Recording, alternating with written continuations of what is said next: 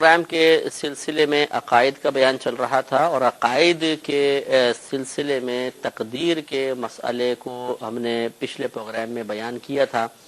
کہ اس کا شرعی جو ہمیں قرآن و حدیث سے حاصل ہوتا ہے وہ یہ ہے کہ اللہ تبارک و تعالی نے آسمانوں اور زمین کی پیدائش سے 50,000 سال پہلے قلم کو پیدا فرمایا۔ قلم نے اللہ تعالی نے قلم سے فرمایا کہ تم لکھو۔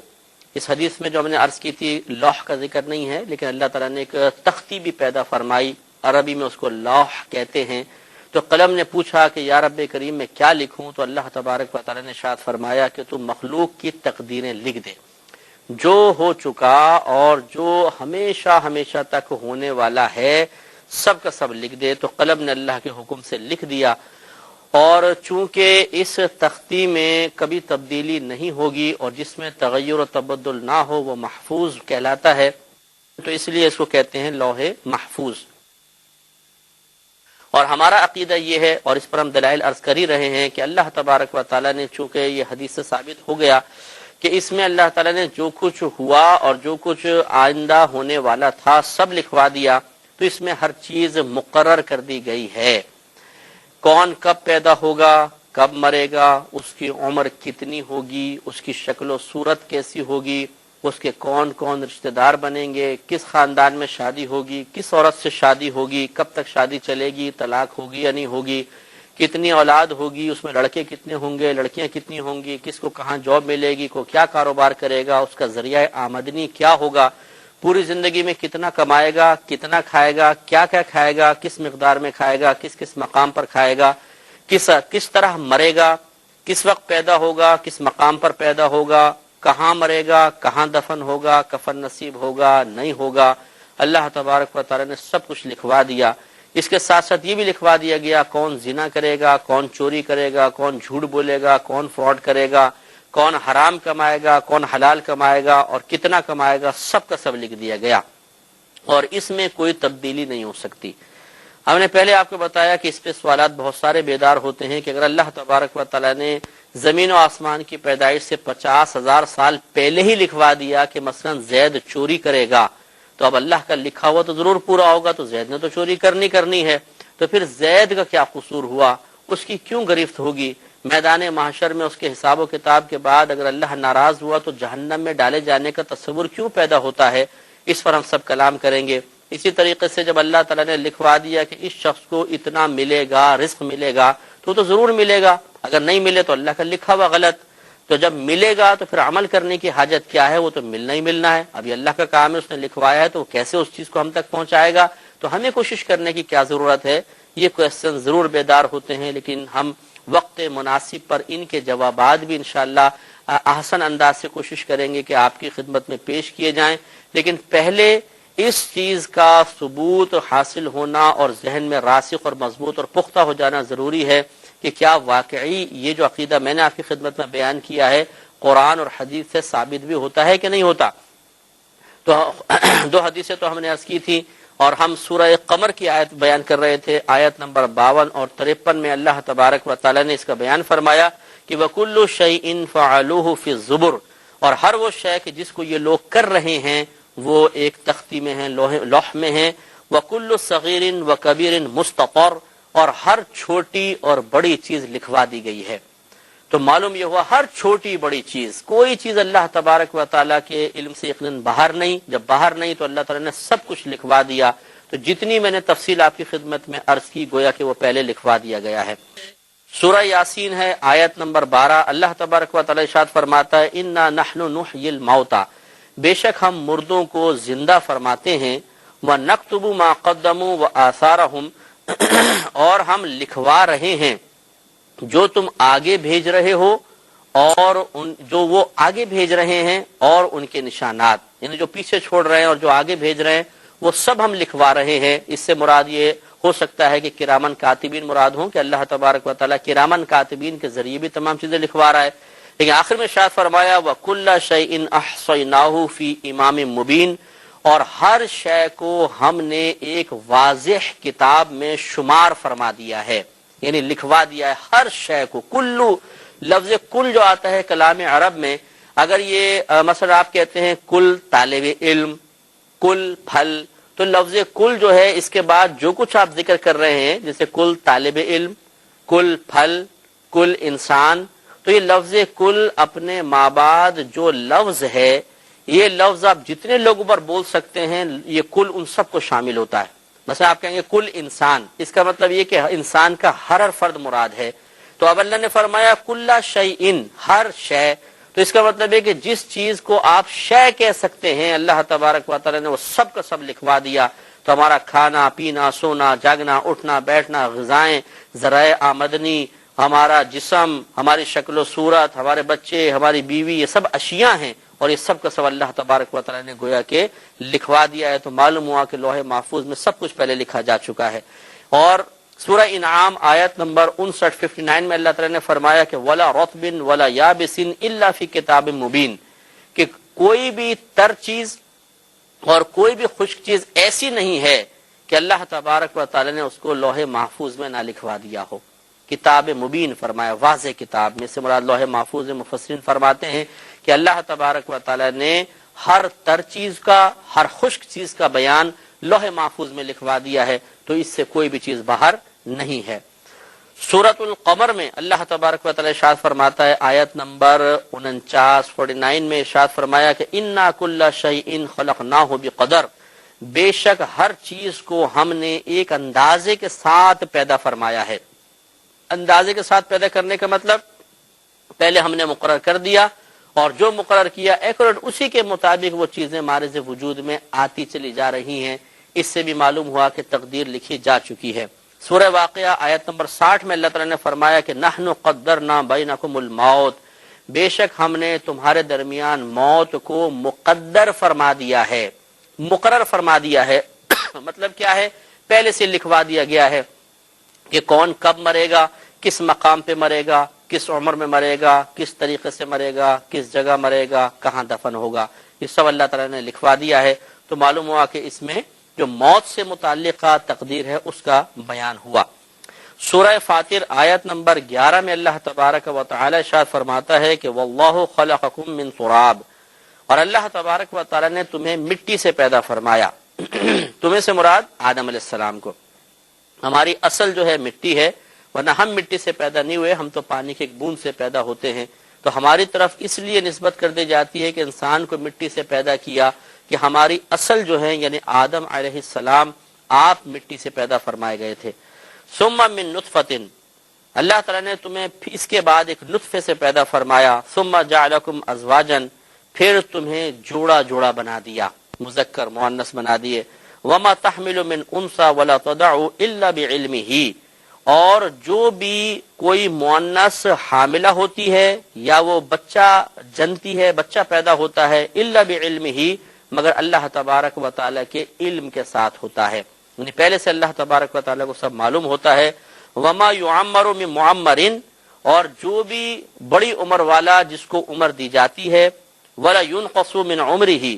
اور جو اس کی عمر میں سے کمی کی جاتی ہے، الا فی کتاب، مگر یہ سب کا سب ایک کتاب میں لکھا ہوا ہے، یعنی پہلے سے مقرر ہے۔ اگر کوئی عورت حاملہ ہوتی ہے تو لکھا ہوا ہے کب حاملہ ہوگی اور کس سے حاملہ ہوگی، اور کب یہ بچہ پیدا کرے گی، کس عمر شخص کو کتنی لمبی عمر ملے گی، کس کی عمر میں کمی رکھی جائے گی، چھوٹی عمر اس کی رہے گی، جلدی مر جائے گا، تو یہ سب کا سب اللہ تعالیٰ نے کتاب میں لکھوایا ہوا ہے۔ یہاں پر بھی چند چیزوں کا بیان کر کے اللہ تعالیٰ نے اشارہ فرما دیا کہ لوح محفوظ میں ان چیزوں کا بیان موجود ہے۔ ان ذالک علی اللہ یسیر،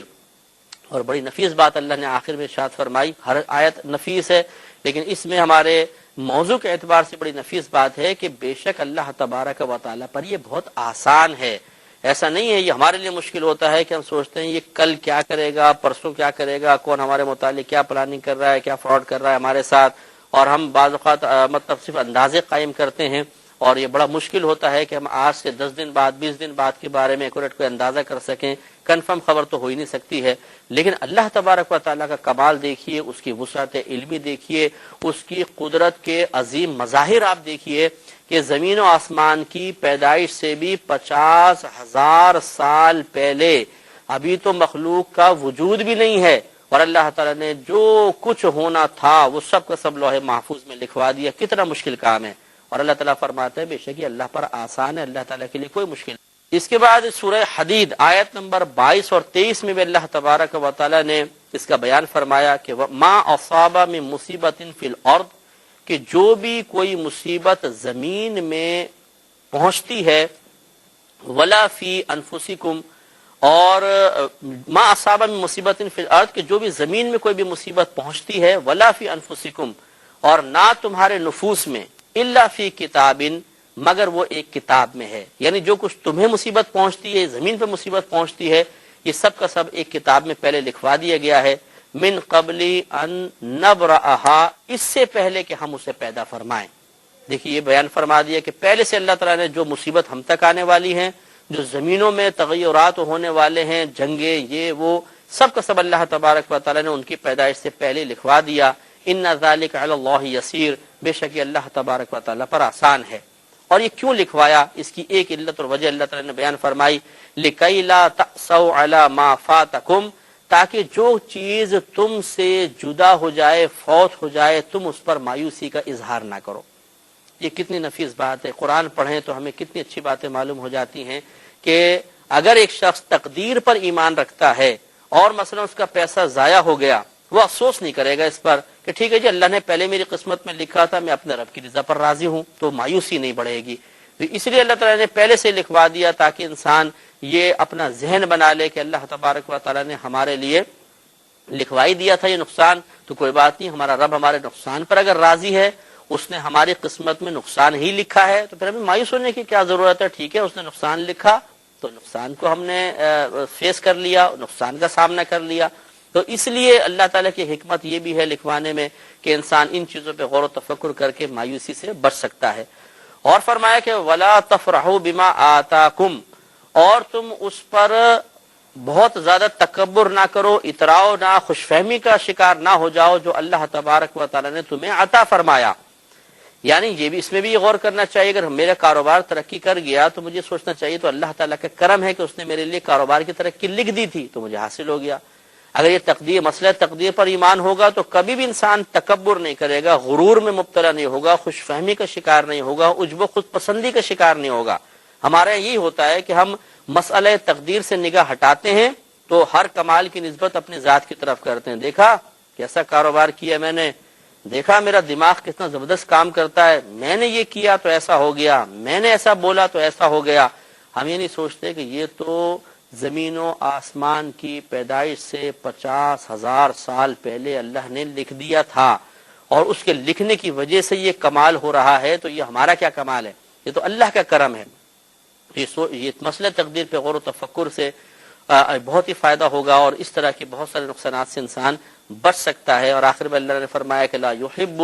کل مختال فخور، اللہ تبارک و تعالیٰ کو کوئی بھی اترانے والا، فخر کرنے والا پسند نہیں ہے۔ تو مسئلہ تقدیر پر غور و تفکر کرنے سے انسان کو پتہ چل جائے گا کہ ہمارا کسی بھی چیز میں کوئی کمال نہیں، اگر ہم میں کسی کمال کا ظہور ہوتا ہے تو اللہ تعالیٰ کے لکھوانے کی وجہ سے ہوتا ہے۔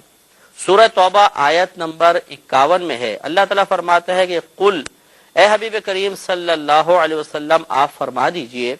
کہ لن یصیبنا الا ما کتب اللہ لنا ہوا مولانا وعلی اللہ فلیتوکل المؤمنون،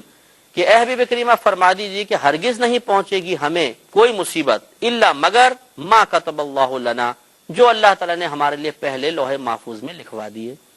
بڑی پیاری بات ہے، اگر ہم اس پوائنٹ پر غور و تفکر کو مضبوط کر لیں، اپنی سوچ کو پختہ کر لیں، تو پھر بڑا اطمینان قلب حاصل ہوتا ہے۔ یہ جو ڈپریشن کے لوگ شکار ہوتے ہیں، کل کیا ہوگا، پرسوں کیا ہوگا، جوان بچیاں گھر کے اندر، ان کی شادی بیاہ کا کیا ہوگا، بہنیں سر پہ اپنے دوپٹے باندھ باندھ کے سر کے درد کو، بلڈ پریشر کو روکنے کی کوشش کر رہی ہوتی ہیں، سر پکڑ کے بیٹھی ہوتی ہیں، کیا ہوگا؟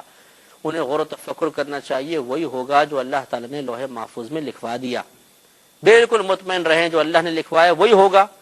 کوشش ترک کرنے کا حکم نہیں ہے۔ وہ انشاءاللہ ہم آگے بیان کریں گے کہ جو لوح محفوظ میں لکھا ہوا ہے، کیا اس پر اعتماد کر کے انسان کوشش کو ترک کر دے؟ تو کوشش کو ترک کرنے کا حکم تو نہیں ہے، لیکن اتنے پریشانی میں مبتلا ہونے کی حاجت کیا ہے؟ اللہ نے لکھوایا ہوا ہے ان بچیوں کی قسمت کا کہ ان کی شادی ہوگی یا نہیں ہوگی، ہوگی تو وہ لکھا ہوا ہے، ضرور ہوگی۔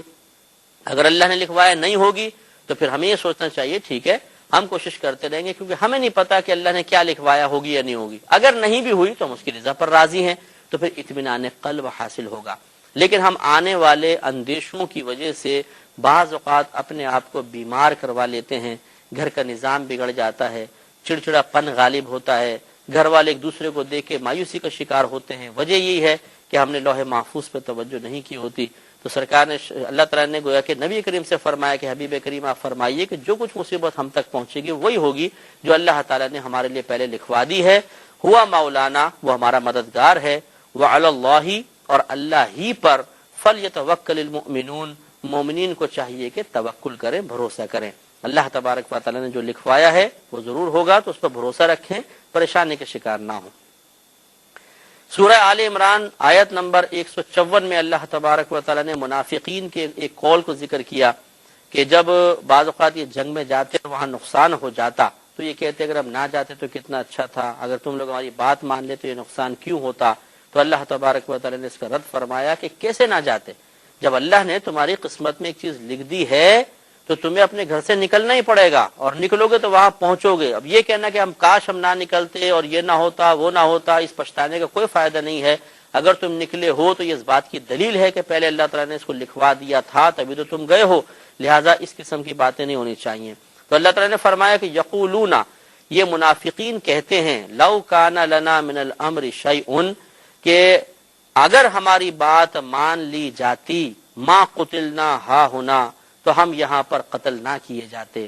یعنی اگر ہماری بات مان لیتے تو ہم گھر پہ رہتے، یہاں قتل نہ ہوتے. کیسے نہ ہوتے؟ اللہ تعالیٰ نے فرمایا قل، اے حبیب کریم صلی اللہ علیہ وسلم آپ ارشاد فرما دیجئے کہ لو کنتم فی بیوتکم، کہ اگر تم اپنے گھروں میں ہوتے، لبرز الذین کتب علیہم القتل الی مضاجعہم، تو ضرور از خود نکل کر، یعنی تو جن کے لیے اللہ تبارک و تعالی نے یہاں پر قتل ہونا لکھ دیا گیا ہے، وہ خود بخود باہر نکلتے اور اپنے مقتل میں پہنچ کر اور وہاں پر جا کر وہ ہلاک ہو جاتے.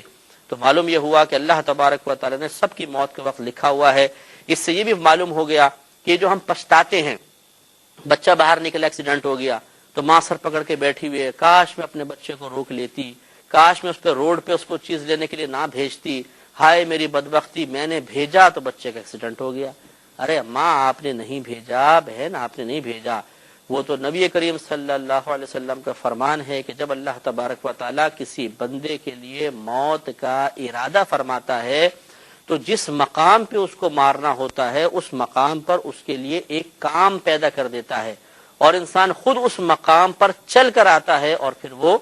موت کا شکار ہو جاتا ہے. تو اگر مسئلہ تقدیر پر ہمارا ایمان مضبوط ہو جائے، کامل ہو جائے، ایمان ہے لیکن کاملیت کی طرف میں عرض کر رہا ہوں، کامل ہو جائے، تو اس قسم کے پچھتاوے ہمیں اپنی آغوش میں لے کر نہ تو اللہ تبارک و تعالیٰ کی بارگاہ میں شکوہ شکایت کے لیے زبان دراز کرنے پر مجبور کریں گے، نہ مایوسی کی دلدل میں ہمیں دھکیلیں گے، نہ ہمارے جو عام روٹین ہے ہماری زندگی کا اس سلسلے میں ہمیں ڈسٹرب کریں گے. بڑی آسانی سے ہم اپنی لائف گزار سکتے ہیں. چنانچہ مسئلہ تقدیر کو سمجھتے جائیے، اس پہ غور و تفکر کرتے جائیے. تو پروگرام الفرقان میں تقدیر کا بیان چل رہا تھا اور ہم نے اس کے بارے میں جو کچھ بیان کیا اس کا مختصراً خلاصہ یہی ہے کہ اللہ تبارک و تعالیٰ نے ہم سب کی پیدائش سے پہلے ہی ہمارے بارے میں بہت سے فیصلے فرما دیے ہیں کہ کون کب پیدا ہوگا، مرے گا، کیا کھائے گا، کیا پیے گا، اس کی عمر کتنی ہوگی، اور اسے کن کن ذرائع سے روزی ملے گی. یہ سب معاملات لکھوا دیے گئے ہیں. ان معاملات میں سے کتنے معاملات میں ہم مجبور محض ہیں اور کتنوں میں ہمیں اختیارات حاصل ہیں، اس پر کلام بعد میں ہوگا. پہلے یہ عقیدہ کہ یہ کہاں سے تصور حاصل ہوا کہ اللہ تعالیٰ نے ایک لوح میں، ایک تختی میں سب لکھوا دیا، لکھا جا چکا ہے، ہماری پیدائش سے پہلے لکھا جا چکا ہے، اس کا ثبوت پر کلام چل رہا تھا. اور آخر میں ہم نے ایک حدیث پاک عرض کی تھی، یہ مسلم کی حدیث تھی، 4782 نمبر حدیث تھی. اس میں حضرت حذیفہ بن اسید رضی اللہ تعالی عنہ کی روایت ہم نے عرض کی تھی، جس کے آخر کے یہ الفاظ تھے کہ فلا یزاد فیہا ولا ینقص، کہ جب وہ فرشتہ اللہ تبارک و تعالیٰ کے حکم سے اس بچے کا عمل، اس کے اثر جو کچھ وہ چھوڑ کر جائے گا، یا جو کچھ وہ کرے گا اور اس کی موت کی مدت اس کا رزق لکھ دیتا ہے تو پھر اس میں نہ تو کوئی زیادتی کی جائے گی اور نہ کمی کی جائے گی۔ اس سے معلوم ہوا کہ جو ہم نے پچھلے پروگرام میں ہم نے بحث کی تھی کہ کسی کی عمر میں زیادتی نہیں ہو سکتی ہے، تو لہذا لمبی عمر کی دعا سے بہتر یہ ہے کہ یہ کہا جائے کہ جو اللہ نے آپ کے لیے عمر لکھ دی ہے اللہ تبارک و تعالی اس میں برکت عطا فرمائے، تو یہ جملہ بہت اچھا ہے۔ تو اس لیے چونکہ نبی کریم نے فرمایا کہ فلا یزاد فیہا ولا ینقص، کہ اس میں نہ تو زیادتی ہو سکتی ہے اور اب نہ کمی ہو سکتی ہے، تو گویا کی طرف سے پہلے سے مقرر شدہ ہے، اور یہی تقدیر کا تصور ہے کہ اللہ تعالیٰ نے ہمارے لیے بہت تقریباً تمام عمر پہلے سے مقرر۔ ایک اور حدیث پاک آپ کی خدمت میں عرض کرتا ہوں، یہ مسلم کی حدیث ہے اور حدیث پاک 4783 نمبر کی ہے۔ اس میں نبی کریم صلی اللہ علیہ وسلم کا یہ فرمان ذکر کرتے ہیں، زبیر مکی اس کے راوی ہیں، یہ کہتے ہیں کہ یقول نبی کریم صلی اللہ علیہ وسلم نے ارشاد فرمایا اذا مر بالنطفة 42 لیلۃ، کہ جب ماں کے رحم میں نطفے کو 42 راتیں گزر جاتی ہیں، یہ مدت مختلف بیان ہوئی لیکن زیادہ مستند روایات وہی 4 ماہ والی ہیں کہ 4 ماہ میں بچے کی اندر روح ڈالی جاتی ہے۔ اس میں 42 راتوں کا تذکرہ ہے کہ اس میں 42 راتوں کے بعد کیا ہوتا ہے، تو فرمایا نبی کریم صلی اللہ علیہ وسلم نے کہ بعث اللہ الیہا ملکن، تو اللہ تبارک و تعالی ماں کے رحم میں موجود اس بچے کے پاس ایک فرشتے کو بھیجتا ہے، فصورہا، تو یہ فرشتہ اس کی صورت بنا دیتا ہے، شکل بنا دیتا ہے، وخلق سمعہا، اور اللہ کے حکم سے پیدا کرتا ہے اس کی سماعت، وبصرہا، اور اس کی بینائی، وجلدہا، اور اس کی کھال، ولحمہا، اور اس کا گوشت، وعظامہا، اور اس کی ہڈیاں۔ تو یہاں پر بھی 42 راتوں سے مراد 4 ماہ ہی ہیں، لیکن الفاظ ایسے ہو گئے ہیں راوی کے بیان کے مطابق، تو 4 ماہ جب بچے کے ہو جاتے ہیں اس کے بعد روح پھونک دی جاتی ہے اور پھر اس کی ہڈیاں اور کھال وغیرہ سب بننا شروع ہو جاتی ہیں۔ ثم قال، پھر وہ فرشتہ عرض کرتا ہے یا ربی، اے میرے رب، ذکر ام انثى، کہ یہ بچہ مذکر ہے یا مؤنث، فیقضی ربک ما شاء، تو فیصلہ فرما دیتا ہے جو اللہ تبارک و تعالی چاہتا ہے۔ لڑکا بنانا چاہتا ہے اس کو لڑکا بنا دیتا ہے، لڑکی بنانا چاہتا ہے اللہ تعالیٰ لڑکی بنا دیتا ہے۔ اس سے معلوم ہوا کہ لڑکا بنانے والا، لڑکی بنانے والی ذات اللہ کی ہے، عورت نہیں ہے۔ تو وہ جو جاہل قسم کے لوگ ہوتے ہیں کہ اگر کسی عورت کے ہاں لڑکیاں پیدا ہوتی رہیں تو کہتے ہیں کہ یہ تو لڑکیاں ہی پیدا کرتی رہتی ہے۔ اب خود سوچئے کہ کیا اس بہن کے پاس کوئی اختیار ہے کہ وہ لڑکے پیدا کرے، لڑکی پیدا کرے؟ اگر نہیں ہے تو ایک مجبور محض ماں کہ جو اللہ تبارک و تعالیٰ کے فیصلے کی محتاج ہے کہ وہ لڑکا دیتا ہے یا لڑکی دیتا ہے، اس کے اوپر پہ الزام تراشی کرنا کہ تیرے ہاں تو بچیاں ہی پیدا ہوتی رہتی ہیں اور تو لڑکیاں ہی پیدا کرتی رہتی ہے، یہ جہالت کی بات ہے، یہ اللہ کی طرف سے مقرر ہوتا ہے۔ پھر اس کے بعد جب یہ مذکر مؤنث کا مسئلہ حل ہو جاتا ہے تو وَيَكْتُبُ الْمَلَكُ، تو یہ فرشتہ اس کے لیے وہ لکھ دیتا ہے کہ لڑکا ہوگا یا لڑکی ہوگی۔ ثم یقول، پھر وہ فرشتہ کہتا ہے یا ربی اجلہ، اے اللہ اس کی موت کب ہوگی، یعنی اس کی مدت میں کتنی لکھوں، کتنے سال تک زندہ رہے گا۔ فیقول ربک ما شاء، تو تمہارا رب پھر جو چاہتا ہے وہ ارشاد فرما دیتا ہے۔ ویکتب الملک، تو فرشتہ وہی مدت لکھ لیتا ہے۔ ثم یقول یا ربی رزقہ، پھر وہ فرشتہ کہتا ہے کہ اے میرے رب اس کا رزق کتنا ہوگا۔ فیقضی ربک ما شاء ویکتب الملک، تو اللہ تبارک و تعالیٰ جو چاہتا ہے اس بچے کے لیے فیصلہ فرما دیتا ہے اور یہ فرشتہ اس رزق کو لکھ لیتا ہے۔ ثم یخرج الملک بالصحیفۃ فی یدہ، پھر نکل جاتا ہے فرشتہ اس صحیفے کے ساتھ جو اس کے ہاتھ میں ہوتا ہے، لکھ کر نکل جاتا ہے۔ تو گویا کہ پہلے وہ لوح محفوظ پہ لکھا ہوا تھا، پھر فرشتوں کے صحائف میں بھی وہ لکھوا دیا جاتا ہے۔ تو سرکار فرماتے ہیں فلا یزید علی ما امر، تو نہیں زیادتی کرتا ہے وہ اس پر جس کا اس کو حکم دیا گیا تھا، ولا ینقص، اور نہ وہ فرشتہ اس میں سے کوئی کمی کرتا ہے۔ یہ اللہ نے لکھوا دیا۔ معلوم یہ ہوا کہ جب کمی زیادتی نہیں ہوگی تو بچے کا رزق بھی پہلے سے مقرر ہے، اس کی عمر بھی پہلے لکھ دی گئی ہے، اس کا مذکر، اس کا مؤنث ہونا، یہ سب لکھوا دیا گیا ہے۔ ایک اور حدیث پاک اس سلسلے میں مسلم کی ہی ہے، 4784 نمبر حدیث پاک ہے۔ حضرت ابو طفیل اس کے راوی ہیں، یہ کہتے ہیں کہ میں قال دخلت علی ابی صریحہ حذیفہ تبنی اسید الغفاری کی، کہ میں حضرت حذیفہ بن اسید غفاری رضی اللہ تعالی عنہ کے پاس داخل ہوا، جن کی کنیت تھی ابو صریحہ۔ فقالا، تو یہ کہتے ہیں کہ سمعت رسول اللہ صلی اللہ علیہ وسلم بأذنیہ ہاتین، یہ کہتے ہیں بأذنیہ ہاتین کہ میں نے نبی کریم سے اپنے ان دونوں کانوں سے یہ بات سنی ہے، یقولو کہ نبی کریم صلی اللہ علیہ وسلم فرما رہے تھے ان النطفۃ تقع فی الرحم 40 لیلۃ، کہ بے شک نطفہ ماں کے پیٹ میں رہتا ہے 40 راتوں تک، ثم یتصور علیہا الملک، پھر تصویر بنا دیتا ہے اس پر ایک فرشتہ، یعنی اس کی صورت بنا دیتا ہے۔ قال زہیر حسبته قال الذی یخلقها، زہیر کہتے ہیں میں گمان کرتا ہوں کہ نبی کریم نے فرمایا تھا کہ وہ اس کو بنا دیتا ہے، اس کی تخلیق کر دیتا ہے۔ فیقول، تو پھر وہ کہتا ہے اللہ کی بارگاہ میں کہ یا ربی اذکر او انثی، اے میرے رب یہ مذکر ہوگا یا مؤنث؟ فیجعلہ اللہ ذکرا او انثی، تو اللہ تبارک و تعالیٰ پھر اس بچے کے لیے مقرر کر دیتا ہے کہ یہ مذکر ہوگا یا مؤنث ہوگا۔ ثم یقول، پھر وہ فرشتہ کہتا ہے یا ربی اصبی او غیر صبی، سالم ہوگا بچہ یا اپاہج ہوگا۔ اس سے بھی معلوم ہوا کہ بچہ پیٹ میں اگر بالکل تندرست پیدا ہوتا ہے، صحیح سالم، ہاتھ صحیح ہیں، آنکھیں صحیح ہیں، کان صحیح ہیں، تو یہ بھی اللہ کی طرف سے ہے۔ اور اگر بچہ ایسا پیدا ہوا کہ ہاتھ خراب ہے، پیر خراب ہیں، اور چہرہ وغیرہ بعض اوقات جیسے مطلب اب نارمل بچے پیدا ہوتے ہیں اس قسم کے ہیں، تو یہ بھی اللہ کی طرف سے ہوتا ہے، اس میں ماں کا کوئی قصور نہیں ہوتا۔ تو فیجعلہ اللہ سویا او غیر سویا، تو پھر اللہ تبارک و تعالیٰ اسے صحیح یا جو مطلب عیب ناک بچہ ہے ویسا اللہ تعالیٰ بنا دیتا ہے۔ ثم یقول، پھر وہ فرشتہ کہتا ہے کہ یا ربی ما رزقہ ما اجلہ ما خلقہ، اے اللہ تعالیٰ اس کا رزق کیا ہے، اس کی مدت عمر کی کتنی ہے، اور اس کی عادات وغیرہ کیا ہیں، اعمال کیا ہیں۔ ثم یجعلہ اللہ شقیا او سعیدا، تو پھر اللہ تبارک و تعالیٰ اسے بدبخت یا نیک بخت مقرر فرما دیتا ہے، یعنی اس کے لیے لکھوا دیتا ہے کہ یہ جنتی ہوگا یا جہنمی ہوگا۔ اور ہم بار بار اس کی وضاحت کر ہی رہے ہیں کہ اللہ تعالیٰ کے جنتی لکھوا دینے سے ہم مجبور محاذ نہیں ہو گئے کہ اب چاہے جتنے گناہ کرے جنت میں جائیں گے، یا اللہ کے جہنمی لکھوانے سے کہ انسان مجبور نہیں ہو گیا کہ وہ جہنمی والے کام کرے، اس کی تشریح علیحدہ ہے۔ ابھی ہم صرف ثبوت فراہم کر رہے ہیں کہ کیا قرآن اور حدیث میں تقدیر کا،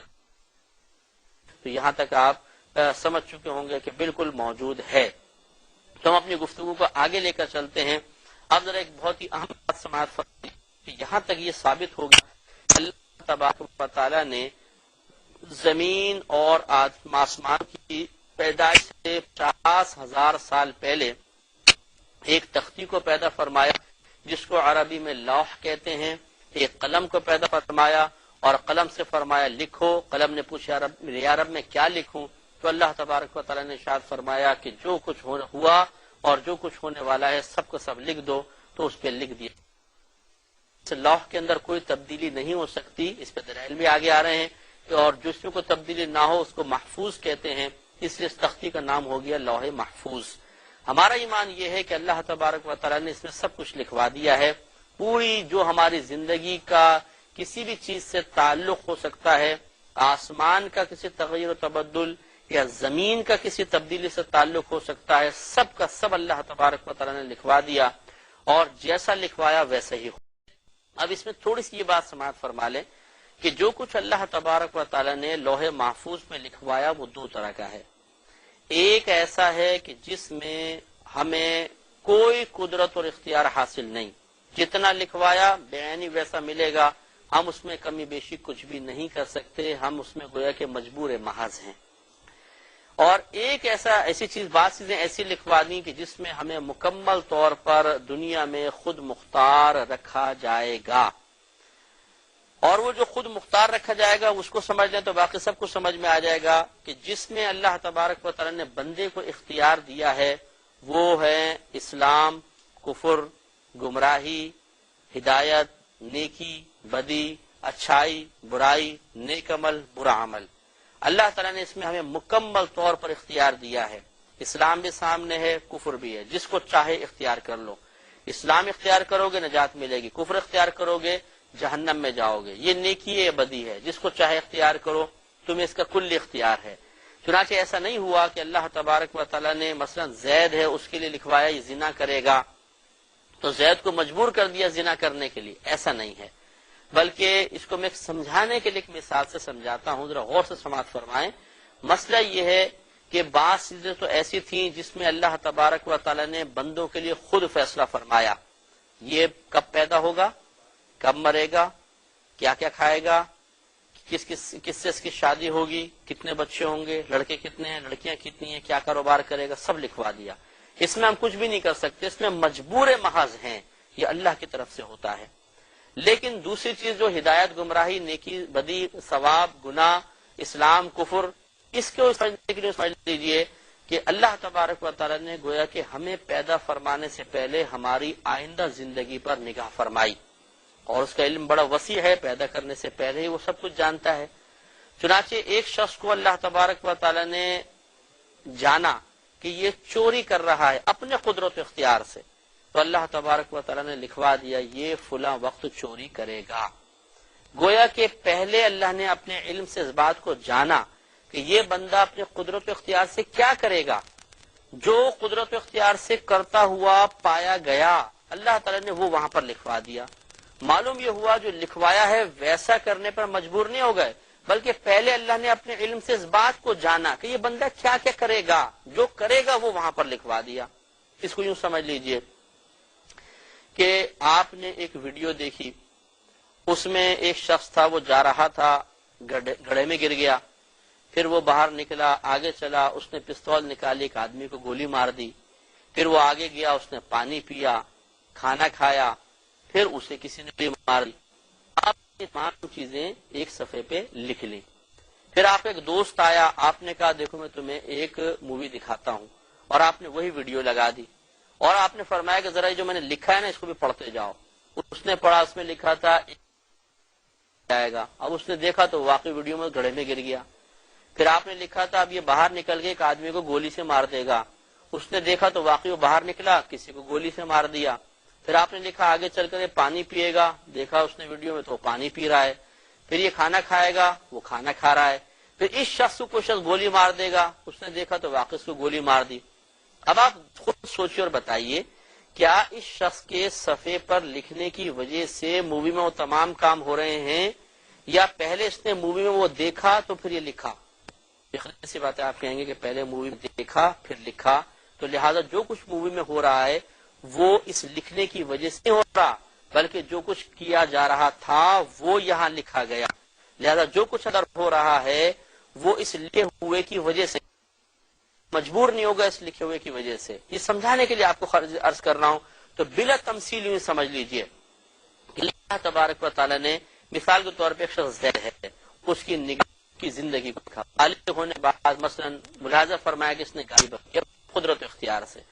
اللہ نے یہاں پہ لکھ دیا کہ یہ 16 سال کی عمر میں گالی بکے گا۔ کچھ عرصے بعد اس نے کسی کو قتل کیا، لوح محفوظ پہ لکھوایا کہ یہ 17 سال کی عمر میں ایک آدمی کو قتل کرے گا۔ تو بتائیے اللہ کے لکھوانے کی وجہ سے وہ قتل کر رہا ہے، یا پہلے اللہ سے جانا کہ یہ قتل کرے گا وہاں لکھوایا؟ تو معلوم یہ ہوا کہ ادھر لکھوانے پہلے ایسا نہیں ہوا کہ ایک معصوم سا آدمی بیٹھا ہوا تھا، اللہ نے فرمایا لکھو اس کے لیے یہ قتل کرے گا، یہ چوری کرے گا، یہ ڈاکہ ڈالے گا، یہ گالیاں بکے گا، اور پھر اس نے وہ کام بھی کرنے شروع کر دیے۔ تو آپ کہہ سکتے تھے کہ تو اللہ نے اس کے لیے پہلے لکھوا دیا تھا پھر ایسا اس نے کیا ہے۔ لیکن ہوا یہ کہ اللہ تعالیٰ نے اپنے علم سے ہر بندے کی پوری زندگی ملاحظہ فرمائی، گویا کہ قدرت اور جو بندوں کام کرتا ہوا پایا ویسا لکھوا دیا۔ ایک شخص کو دیکھا کہ وہ قتل کر رہا ہے تو لکھوایا قتل کرے گا، ایک شخص کو دیکھا وہ نماز پڑھ رہا ہے اس ٹائم پہ لکھوایا یہ اس ٹائم میں نماز پڑھے گا۔ ایسا نہیں ہے کہ اللہ نے لکھ کر ہم پر مسلط کر دیا، بلکہ اللہ نے اپنے علم سے جانا کہ کون کیا کیا کرے گا، اسے لوح محفوظ میں لکھوایا۔ ایک اور طرح میں آپ کو سمجھا دیتا ہوں کہ مثلا یہ ایک پین ہے، اس میں کمپنی نے اتنی سیاہی ڈالی ہے کہ یہ 1 سال چل کر بند ہو جائے گا، اتنی سیاہی۔ اب کمپنی نے اس پہ لکھوا دیا یہ پین 1 سال چلے گا، تو بتائیے کیا یہ پین اس لکھوانے کی وجہ سے مجبور ہو گیا؟ نہیں، یہ تو پہلے 1 سال چلنا تھا۔ بالکل ایسا ہی ہے کہ جو کچھ ہم نے کرنا تھا اپنے قدرت و اختیار سے وہ اللہ لکھوایا ہے. ایسا نہیں کہ پہلی زندگی دیکھی اللہ نے لکھوا کے مسلط دیا کہ ایسا کریں، ایسا نہیں ہے. لہذا معلوم کوئی زنا کرنے والا نہیں کہہ سکتا کہ اللہ نے لکھوایا تو میں زنا کر رہا ہوں، بلکہ اس کو یہ جواب دے کہ تمہیں اللہ نے تمہارے قدرت و اختیار سے زنا کرتے ہوئے پایا تھا تو اللہ تبارک و تعالی نے تمہارے لیے زنا لکھوایا ہے. نیکسٹ پروگرام میں انشاءاللہ اس پر مزید کلام. اور ہم نے آپ کو یہ بتایا تھا کہ اس میں جو کچھ لکھا گیا اس کے اگر آپ 2 حصے کر دیجئے، اسے 2 پارٹس میں تقسیم کر دیجئے، ڈیوائیڈ کر دیں، تو ایک حصہ تو ایسا ہے کہ جس کے سلسلے میں ہمیں کوئی قدرت و اختیار نہیں، وہ دراصل اللہ تبارک و تعالیٰ کا پہلے سے نافذ کردہ ایک ایسا فیصلہ ہے کہ جس میں بندے کی عقل کا، بندے کی کوشش کا کوئی دخل ہے ہی نہیں، اس کا رزلٹ تبدیل نہیں ہو سکتا. مثلا اگر جیسے زندگی کون کب پیدا ہوگا، کب مرے گا، کس کی شادی کس کے ساتھ ہوگی، کتنے بچے ہوں گے، لڑکے کتنے ہیں، لڑکیاں کتنی ہیں، ان چیزوں میں اگرچہ ہم اپنی کوشش کو بھی دخل دیتا ہوا محسوس کرتے ہیں کہ ہم رشتہ تلاش کرتے ہیں، لڑکے کے لیے کوشش کرتے ہیں، بچی کے لیے کوشش کرتے ہیں اور کاروبار کی وسعت کے لیے کوشش کرتے ہیں، لیکن آپ نے دیکھا ہوگا کہ بسا اوقات رزلٹ ہماری مرضی کے خلاف نکلتا ہے. باوجود شدید کوشش کے، باوجود ایک چیز کے ارادے کے، وہ ارادہ ہمیں حاصل نہیں ہو پاتا. کوئی اور کسی ایسا لگتا ہے کسی اور ذات کا ارادہ کار فرما ہو گیا. اسی لیے حضرت علی رضی اللہ تعالی عنہ کا یہ فرمان ہے، آپ فرمایا کرتے تھے کہ میں نے اللہ تبارک و تعالی کو اپنے ارادوں کے ٹوٹنے سے پہچانا. یعنی ایک سبب اللہ تعالیٰ کی معرفت کا یہ بھی آپ نے بیان فرمایا کہ میں ارادے کرتا تھا اور میرے ارادے ٹوٹ جایا کرتے تھے، یعنی ان کے خلاف کام ہوا کرتا تھا، تو میں سمجھ گیا کہ پھر ایک ذات یقیناً ایسی موجود ہے کہ جو میرے ارادوں کی راہ میں رکاوٹ ہے اور مجھ سے زیادہ طاقتور، مجھ سے زیادہ قوی ہے. تو اس لیے ایک حصہ تو ایسا ہے کہ جس میں ہمیں کوئی قدرت و اختیار حاصل نہیں. اس کی تفصیل کیا ہے اسے جاننے کے لیے آسان سا طریقہ یہ ہے کہ اگلے حصے پہ غور کر لیں کہ جو دوسرا حصہ جس میں انسان کو مکمل طور پر اختیار دیا گیا ہے وہ ہے صحیح غلط، گناہ ثواب، نیکی بدی، اسلام اور کفر کا انتخاب، کہ اس میں اللہ تبارک و تعالی نے ہمیں اختیار دیا ہے. یہ اختیار کر لو، چاہے یہ اختیار کر لو. ایسا نہیں ہے کہ ایک شخص اس کے بارے میں اللہ نے لکھا یہ کافر ہے بس، اور اس کو مسلط کر دیا وہ کافر ہو گیا. دوسرے کے بارے میں فیصلہ کر لیا کہ یہ مسلمان ہے اور اس کو مسلمان بنا دیا. ایسا ہمیں نہیں سوچنا چاہیے. وجہ اس کی یہ ہے کہ اگر ایک کافر کے بارے میں کافر ہونے کا فیصلہ پہلے کر لیا گیا تو وہ کہہ سکتا ہے کہ اللہ تعالیٰ میں نے تو کفر کیا نہیں، تو پھر میں تو مطلب اپنے اختیار سے تو سر نہیں کر رہا ہوں، تو نے جب فیصلہ کر لیا تو یقینی سی بات ہے کہ میں کافر ہوا. اس لیے اس کو یوں سمجھ لینا چاہیے کہ اب لوح محفوظ میں تو سب کچھ لکھوایا گیا. جیسے پچھلی دفعہ میں نے آپ کو سمجھانے کے لیے عرض کیا تھا، بالکل یوں سمجھ لیں کہ اللہ تبارک و تعالی نے ہماری پیدائش سے پہلے ہی ہماری آئندہ زندگی پہ نگاہ فرمائی. جس کو اپنے قدرت و اختیار سے جو کام کرتے ہوئے ملاحظہ فرمایا وہ اس کے لیے لکھ دیا گیا. مثلا ایک شخص اپنے قدرت و اختیار سے کفر اختیار کر رہا تھا، اللہ تبارک و تعالی نے اس کے لیے لکھا کہ یہ کافر ہو کر مرے گا. دوسرے کو دیکھا کہ وہ مسلمانی، اس نے اسلام قبول کیا یا اسلام اختیار کیا اور مرتے دم تک اس پر قائم رہا، تو اللہ تعالی نے لکھ دیا کہ یہ سعید مرے گا یا مسلمانی کی حالت میں مرے گا، حالت ایمان پر مرے گا. لہذا ہمیں یہی ذہن بنا کر رکھنا چاہیے کہ اللہ تبارک و تعالی نے جو کچھ لکھ دیا اس میں تبدیلی تو نہیں ہو سکتی ہے، لیکن اس میں جو کفر اسلام وغیرہ کا فیصلہ لکھا گیا ہے وہ ایسا نہیں کہ پہلے ہمارے حق میں کر لیا گیا اور پھر ہم پہ مسلط کر دیا گیا ہو. کہ مثلا اگر کسی نے زنا کرنا ہے تو ایسا نہیں کہ معاذ اللہ تعالیٰ نے اس کے لیے یہ ارادہ کیا کہ یہ زنا کرے، بلکہ اللہ تبارک و تعالیٰ نے زید کو دیکھا یا اس کا اپنے علم سے اس کے بارے میں جانا کہ یہ اپنے قدرت و اختیار سے اپنے ارادے سے زنا کر رہا ہے، تو وہاں لکھوا دیا کہ یہ فلاں وقت میں زنا کرے گا. اتنی ہی اپنے سوچ کو بس آپ رکھ کر اس مسئلہ تقدیر کو سمجھنے کی کوشش کریں، ورنہ اس میں بڑی گہرائی ہے. میں نے جیسے حدیث عرض کی تھی کہ نبی کریم صلی اللہ علیہ وسلم نے صحابہ کرام پر اظہار ناراضگی فرمایا کہ تم مسئلہ تقدیر میں کیوں جھگڑ رہے ہو، بلکہ یہاں تک بیان فرمایا کہ پچھلی قومیں فقط اسی وجہ سے ہلاک ہوئیں کہ انہوں نے مسئلہ تقدیر میں جھگڑا کیا. تو یہ بڑے پیچیدہ مسائل ہوتے ہیں. چونکہ لوگوں کے وسافظ بہت زیادہ ہیں اس لیے ہم نے اس پر اختصار کے ساتھ کلام کرنا پسند کیا اور آپ کی خدمت میں عرض کر رہے ہیں. اب عقیدہ تقدیر کا حکم کیا ہے پہلے یہ بیان کر دیتے ہیں اور پھر انشاءاللہ اس پر کچھ کویسچنز ذہن میں بیدار ہوتے ہیں، ان سوالات کے جوابات ہوں گے. جس میں دو باتیں ہیں. پہلا بات یہ کہ کوئی عقیدہ تقدیر کا انکار کرے میں تقدیر کو مانتا ہی نہیں ہوں تو ایسا شخص تو کافر ہو جائے گا بلکہ مرتد ہوگا، پچھلے سارے نیک اعمال برباد ہو جائیں گے، نکاح ٹوٹ جائے گا، اس کو اسلام دوبارہ قبول کرنا پڑے گا اور تجدید ایمان کے ساتھ ساتھ پھر تجدید نکاح کرنا پڑے گا، تب کہیں جا کر یہ مطلب تمام اپنے سابقہ چیزیں پا سکتا ہے. تو اس لیے یہ عقیدے کا انکار کرنا کفر ہوتا ہے. اور اس کے بارے میں نبی کریم صلی اللہ علیہ وسلم کے فرمان ابو داؤد کی روایت ہے، حدیث نمبر 4071 ہے، جس سے یہ معلوم ہوتا ہے کہ عقیدہ تقدیر پر ایمان لانا لازم ہے. اگر ہم اس پہ ایمان نہیں لائیں گے تو دائرہ اسلام سے خارج ہو جائیں گے. حضرت ابن عمر رضی اللہ تعالی عنہ راوی ہیں، یہ نبی کریم صلی اللہ علیہ وسلم کے بارے میں کہتے ہیں کہ قالا، نبی کریم صلی اللہ علیہ وسلم نے ارشاد فرمایا کہ القدریۃ مجوس هذه الامت، کہ قدریہ فرقہ جو ہے وہ میری اس امت کا مجوسی ہے، مجوس فرقہ ہے. حالانکہ یہ ابھی پیدا نہیں ہوئے تھے لیکن یہ قدریہ مینس تقدیر کا منکر. نبی کریم نے غیبی خبر دی کہ یہ بعد میں پیدا ہوں گے. ارشاد فرمایا ان مریضو، اگر یہ مریض ہو جائے فلا تعودوہم، تو تم ان کی عیادت مت کرنا، وان ماتوا، اور اگر یہ مر جائیں فلا تشہدوہم، تو ان کے مسلمان ہونے کی گواہی مت دینا. یہ مسلمانی پر نہیں مرے بلکہ عقیدہ تقدیر کا انکار کرنے کی وجہ سے دائرہ اسلام سے خارج ہو گئے. یہاں دو مسئلے معلوم ہوئے، ایک یہ کہ عقیدہ تقدیر پر قائم رہنا یہ لازم و ضروری ہے، اور نمبر دو کہ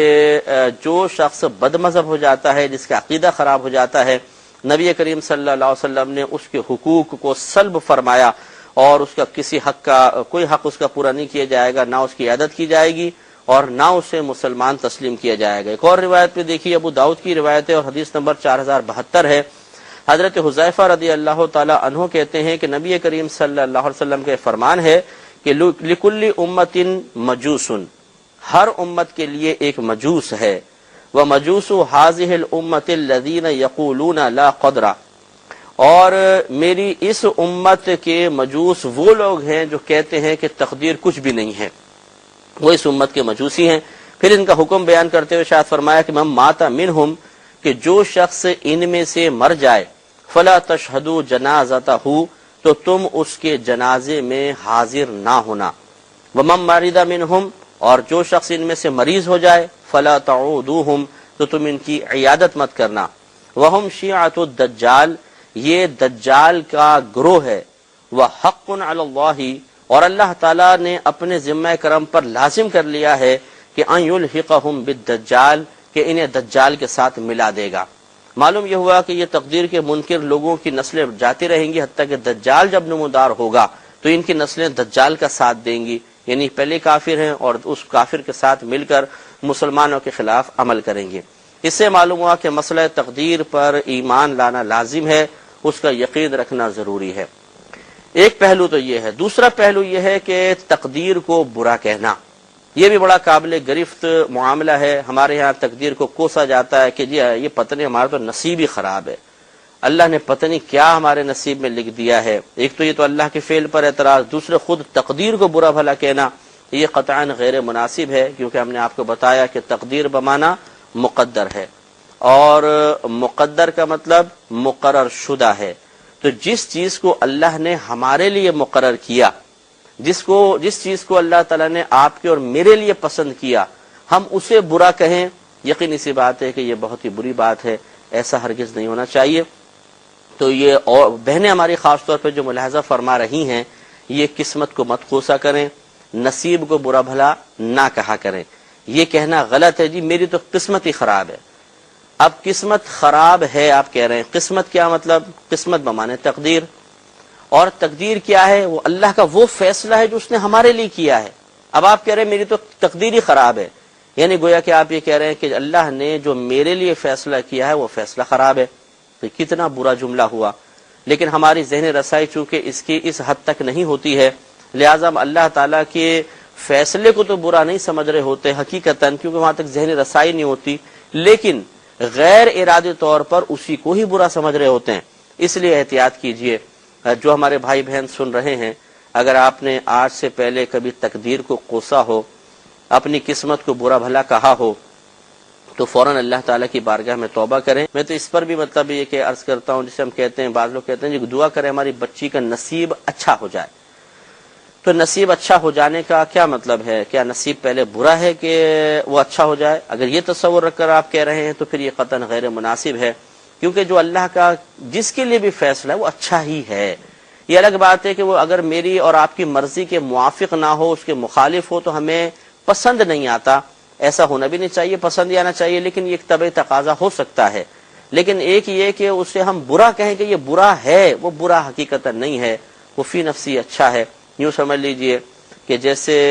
ایک مریض کو کڑوی دوائی پینی پڑ جاتی ہے تو وہ کہتا ہے یہ بڑی گندی اور بری دوائی ہے، تو فی نفسی وہ تو بہت اچھی ہے کہ اس کا علاج کر رہی ہے، لیکن اس کی طبیعت چونکہ اسے پسند نہیں کر رہی، اس لیے وہ اس کو برا سمجھ رہا ہے۔ یہ ایک اور مثال سمجھ لیں کہ جب منہ کا ذائقہ بگڑ جاتا ہے، بخار ہو جاتا ہے، تو مرغی کی ران بھی اچھی نہیں لگتی ہے، ذائقہ نہیں آتا، مزہ نہیں آتا، ہم کہتے ہیں کڑوا کڑوا سا ذائقہ ہے۔ پانی پیتے ہیں تو کڑوا محسوس ہوتا ہے، حالانکہ فی نفسی پانی کے اندر کڑواہٹ نہیں ہے، اس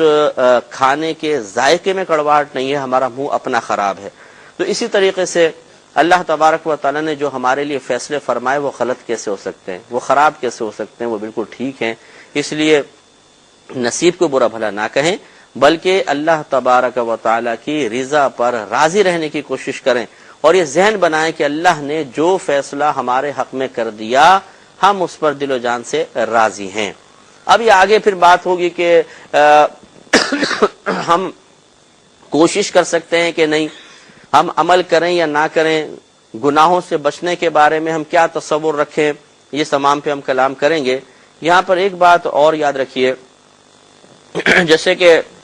آپ کی خدمت میں حدیثیں عرض کی تھی کہ نبی کریم صلی اللہ علیہ وسلم نے فرمایا کہ قلم قدرت سب کچھ لکھ کر خشک ہو چکا ہے، ابھی آگے بھی حدیث آئے گی، اور اب اس میں کوئی کمی زیادتی نہیں ہو سکتی ہے۔ جو اللہ نے کسی کے لیے رزق لکھ دیا وہ لکھ دیا، اس میں کمی زیادتی نہیں ہو سکتی ہے۔ جس کے لیے جہاں اللہ تبارک و تعالیٰ نے رشتہ مقرر کر دیا اسی سے شادی ہوگی، کسی اور سے نہیں ہو سکتی ہے، اور جس وقت میں مقرر کیا اسی وقت میں ہوگا، ورنہ نہیں۔ اسی طریقے سے موت کا اور زندگی کا وقت مخصوص ہے، یہ اسی شخص اسی وقت پیدا ہوگا، اس وقت اس سے پہلے نہ پیدا ہو سکتا ہے، نہ اس کے بعد، نہ اس کی کوئی پیدائش کو روک سکتا ہے۔ اسی طرح جس نے جس وقت مرنا ہے، اللہ تعالیٰ نے اس کی موت کا فیصلہ کیا، اس نے اسی وقت مرنا ہے، کون اس کو روک سکتا ہے؟ جی میں نے دوبارہ اس لیے باتیں دہرائیں کہ اب یہ جو بیچارے عاملین حضرات ہوتے ہیں، انہیں مسئلہ تقدیر سے کوئی شغف نہیں ہوتا، نہ ان کو اتنی معلومات ہوتی ہیں۔ کسی نے پوچھا کہ جی میری شادی نہیں ہو رہی، کہتے ہیں بندش ہے۔ جی ہمارا کاروبار نہیں چل رہا، جی بندش ہے۔ ہمارے بچے پیدا نہیں ہو رہے، شادی کو 2 سال ہو گئے، جی بندش ہے۔ اب سوال یہ پیدا ہوتا ہے کہ بندش کا کیا تصور ہے؟ اگر بندش کا یہ تصور رکھا جائے کہ اللہ تعالیٰ تو تمہیں اولاد دینا چاہتا تھا، لیکن فلاں شخص نے جادو کروا کے بچوں پہ بندش کروا دی، اگر یہ تصور ہے تو یہ تو کفر ہو جائے گا۔ اس لیے کہ اس کا مطلب تو یہ ہے کہ آپ یہ کہہ رہے ہیں کہ اللہ تبارک و تعالیٰ تو تمہیں اولاد دینے کا فیصلہ کر چکا تھا، لیکن فلاں شخص کا جادو رکاوٹ بن گیا اور اس نے اللہ کے فیصلے کو بدل دیا۔ حالانکہ نبی کریم تو فرما رہے ہیں کہ اللہ کا فیصلہ نہیں بدلے گا، اس میں جو لوح محفوظ میں لکھا ہے اس میں کمی زیادتی کچھ بھی نہیں ہو سکتی ہے۔ اسی طریقے سے رزق لکھ دیا گیا، آپ کہہ رہے ہیں فلاں نے بندش کروائی، اس کا مطلب ہے کہ فلاں نے رزق کو روک دیا اپنے عمل کے ذریعے، یہ کہنا چاہتے ہیں، یا فلاں نے شادی کو روک دیا کہ لڑکی کی شادی نہیں ہونے دے رہے، یا ہم کہتے ہیں جی فلاں نے جادو کروا کے اس کو مار دیا۔ آپ خود سوچئے کہ اللہ تعالی، ہم نے آیت آپ کی خدمت میں پڑھی کہ جب کسی قوم کی آخری حد آ جاتی ہے، اس کی اجل آ جاتی ہے، موت آ جاتی ہے، تو پھر نہ وہ آگے بڑھ سکتے ہیں نہ پیچھے ہٹ سکتے ہیں، ایک وقت مقررہ پر ہی وہ مریں گے۔ اب یہ کہنا کہ جی فلاں نے مار دیا، فلاں کیسے مار سکتا ہے، اسے تو اللہ نے مارا ہے۔ کیا آپ یہ کہنا چاہتے ہیں کہ اللہ تعالیٰ تو اس کو لمبی زندگی اس کے لیے لکھی ہوئی تھی اور فلاں نے اس کی زندگی کو کم کر دیا؟ تو اس کا مطلب ہے پھر آپ ساتھ میں یہ بھی عقیدہ رکھ رہے ہیں کہ اس شخص نے اللہ کے فیصلے کو بدل دیا، اور یہ قطعاً غیر مناسب ہے۔ ہاں اگر بندش کا یہ تصور رکھا جائے کہ اللہ تبارک مثلا اولاد کے سلسلے میں کہ اللہ تبارک و تعالیٰ کا فیصلہ یہ تھا کہ انہیں 3 سال تک ان کے ہاں کوئی بچہ پیدا نہیں ہوگا، اور کسی نے جادو بھی کروا دیا کہ ان کے ہاں بچہ پیدا نہ ہو، اس نے 3 سال کی مدت رکھی نہیں رکھی، بہرحال یہ جادو کروا دیا کہ بچہ پیدا نہ ہو۔ اب 1 سال گزرا، بچہ پیدا نہیں ہوا، 2 سال گزرے، بچہ پیدا نہیں ہوا، تو وہ جادو کروانے والا اور خود جادو کرنے والا خوش ہو رہے ہوں گے کہ دیکھو ہم نے بچے کو روک دیا۔ حالانکہ اگر آپ غور فرمائیں تو اللہ تبارک و تعالیٰ کا تو فیصلہ ہی یہ ہے کہ ان کے ہاں 3 سال تک بچہ پیدا نہ ہو۔ یہی وجہ کہ 3 سال گزریں گے، اگر اللہ تعالیٰ نے ان کے لیے بچے کا فیصلہ کیا ہوا ہے، 4تھے سال بچہ پیدا ہو جائے گا، گیا ان کا جادو۔ وہ آپس میں ٹکراتے رہیں گے کہ ارے یہ کہاں سے ہو گیا، ہم نے تو بڑے جادو کروائے تھے۔ اسی طرح آپ دیکھیں کہ بہت سے لوگ کاروبار پہ جادو کرواتے ہیں، صحت پہ کرواتے ہیں، مارنے کے لیے کرواتے ہیں، لیکن کچھ بھی نہیں ہو پاتا، رزلٹ نہیں نکلتا۔ لہٰذا بندش کا اگر یہ تصور رکھا جائے کہ بعض اوقات کسی شخص کے نے جو ایک بندش کا عمل کیا ہے، مثلا جس کو بندش کہتے ہیں، وہ اللہ تعالیٰ کی مرضی کے موافق ہو جاتی ہے، کہ اللہ کا فیصلہ یہ ہوتا ہے کہ بندے کو کمی دے گا اور بندش بھی اسی چیز کی کروائی گئی ہے اور یہ موافق ہو گئے تو ٹھیک۔ لیکن اگر یہ عقیدہ رکھا کہ اس شخص کی بندش کروانے کا عمل اللہ کے فیصلے کو بدل دے گا تو یہ تو کفر ہے، انسان دائرہ اسلام سے خارج ہو جائے گا۔ اس لیے یہ اچھی طریقے سے اپنے ذہن میں رکھنا چاہیے۔ پروگرام الفرقان کے سلسلے میں مسئلہ تقدیر بیان ہو رہا تھا، اور اس میں ہم نے آپ کو بتایا تھا کہ اللہ تبارک و تعالیٰ نے ایک تختی پر سب کچھ لکھوا دیا ہے، اب اس میں کوئی تبدیلی واقع نہیں ہو سکتی، اور جیسا لکھوایا ہے ویسا ہی ہوتا رہے گا۔ لیکن وہ 2 طرح کی چیزیں ہیں۔ بعض چیزیں ایسی ہیں کہ پہلے اللہ نے فیصلہ کیا اور اس کے بعد اسے ہم پر گویا کہ مسلط کر دیا یا نافذ کر دیا ہے، اس میں ہم اللہ کے فیصلے کے محتاج یا اس کے سلسلے میں مجبور محض ہیں، ہم کچھ بھی نہیں کر سکتے، اس میں تبدیلی نہیں ہو سکتی ہے۔ اور بعض چیزیں اللہ تعالیٰ نے ایسی لکھوائیں کہ جس میں اللہ کا ارادہ یہی تھا کہ وہ اپنے بندوں کو قدرت و اختیار عطا فرمائے گا، اور وہ جو قدرت و اختیار والے مسائل ہیں وہ ہدایت، گمراہی، کفر، اسلام، نیکی، بدی والے مسائل ہیں۔ اس کے علاوہ جتنے بھی معاملات ہیں سب کے سب اللہ تبارک و تعالیٰ کی طرف سے مقرر شدہ ہیں، ان میں کوئی تبدیلی واقع نہیں ہو سکتی ہے۔ تبدیلی اس میں بھی واقع نہیں ہو سکتی ہے، لیکن یہ ہم نے بارہا آپ کو سمجھا دیا کہ اس لیے تبدیلی نہیں ہو سکتی ہے کہ اگر تبدیلی ہوگی تو گویا کہ اللہ تبارک و تعالیٰ کے علم میں کمی تھی، اس کا نقص ظاہر ہوگا، اس اللہ تعالیٰ کے علم کی طرف ایک عیب کی نسبت ہو جائے گی کہ اللہ تعالیٰ نے تو کچھ اور جان کے لکھا، ہو کچھ اور گیا،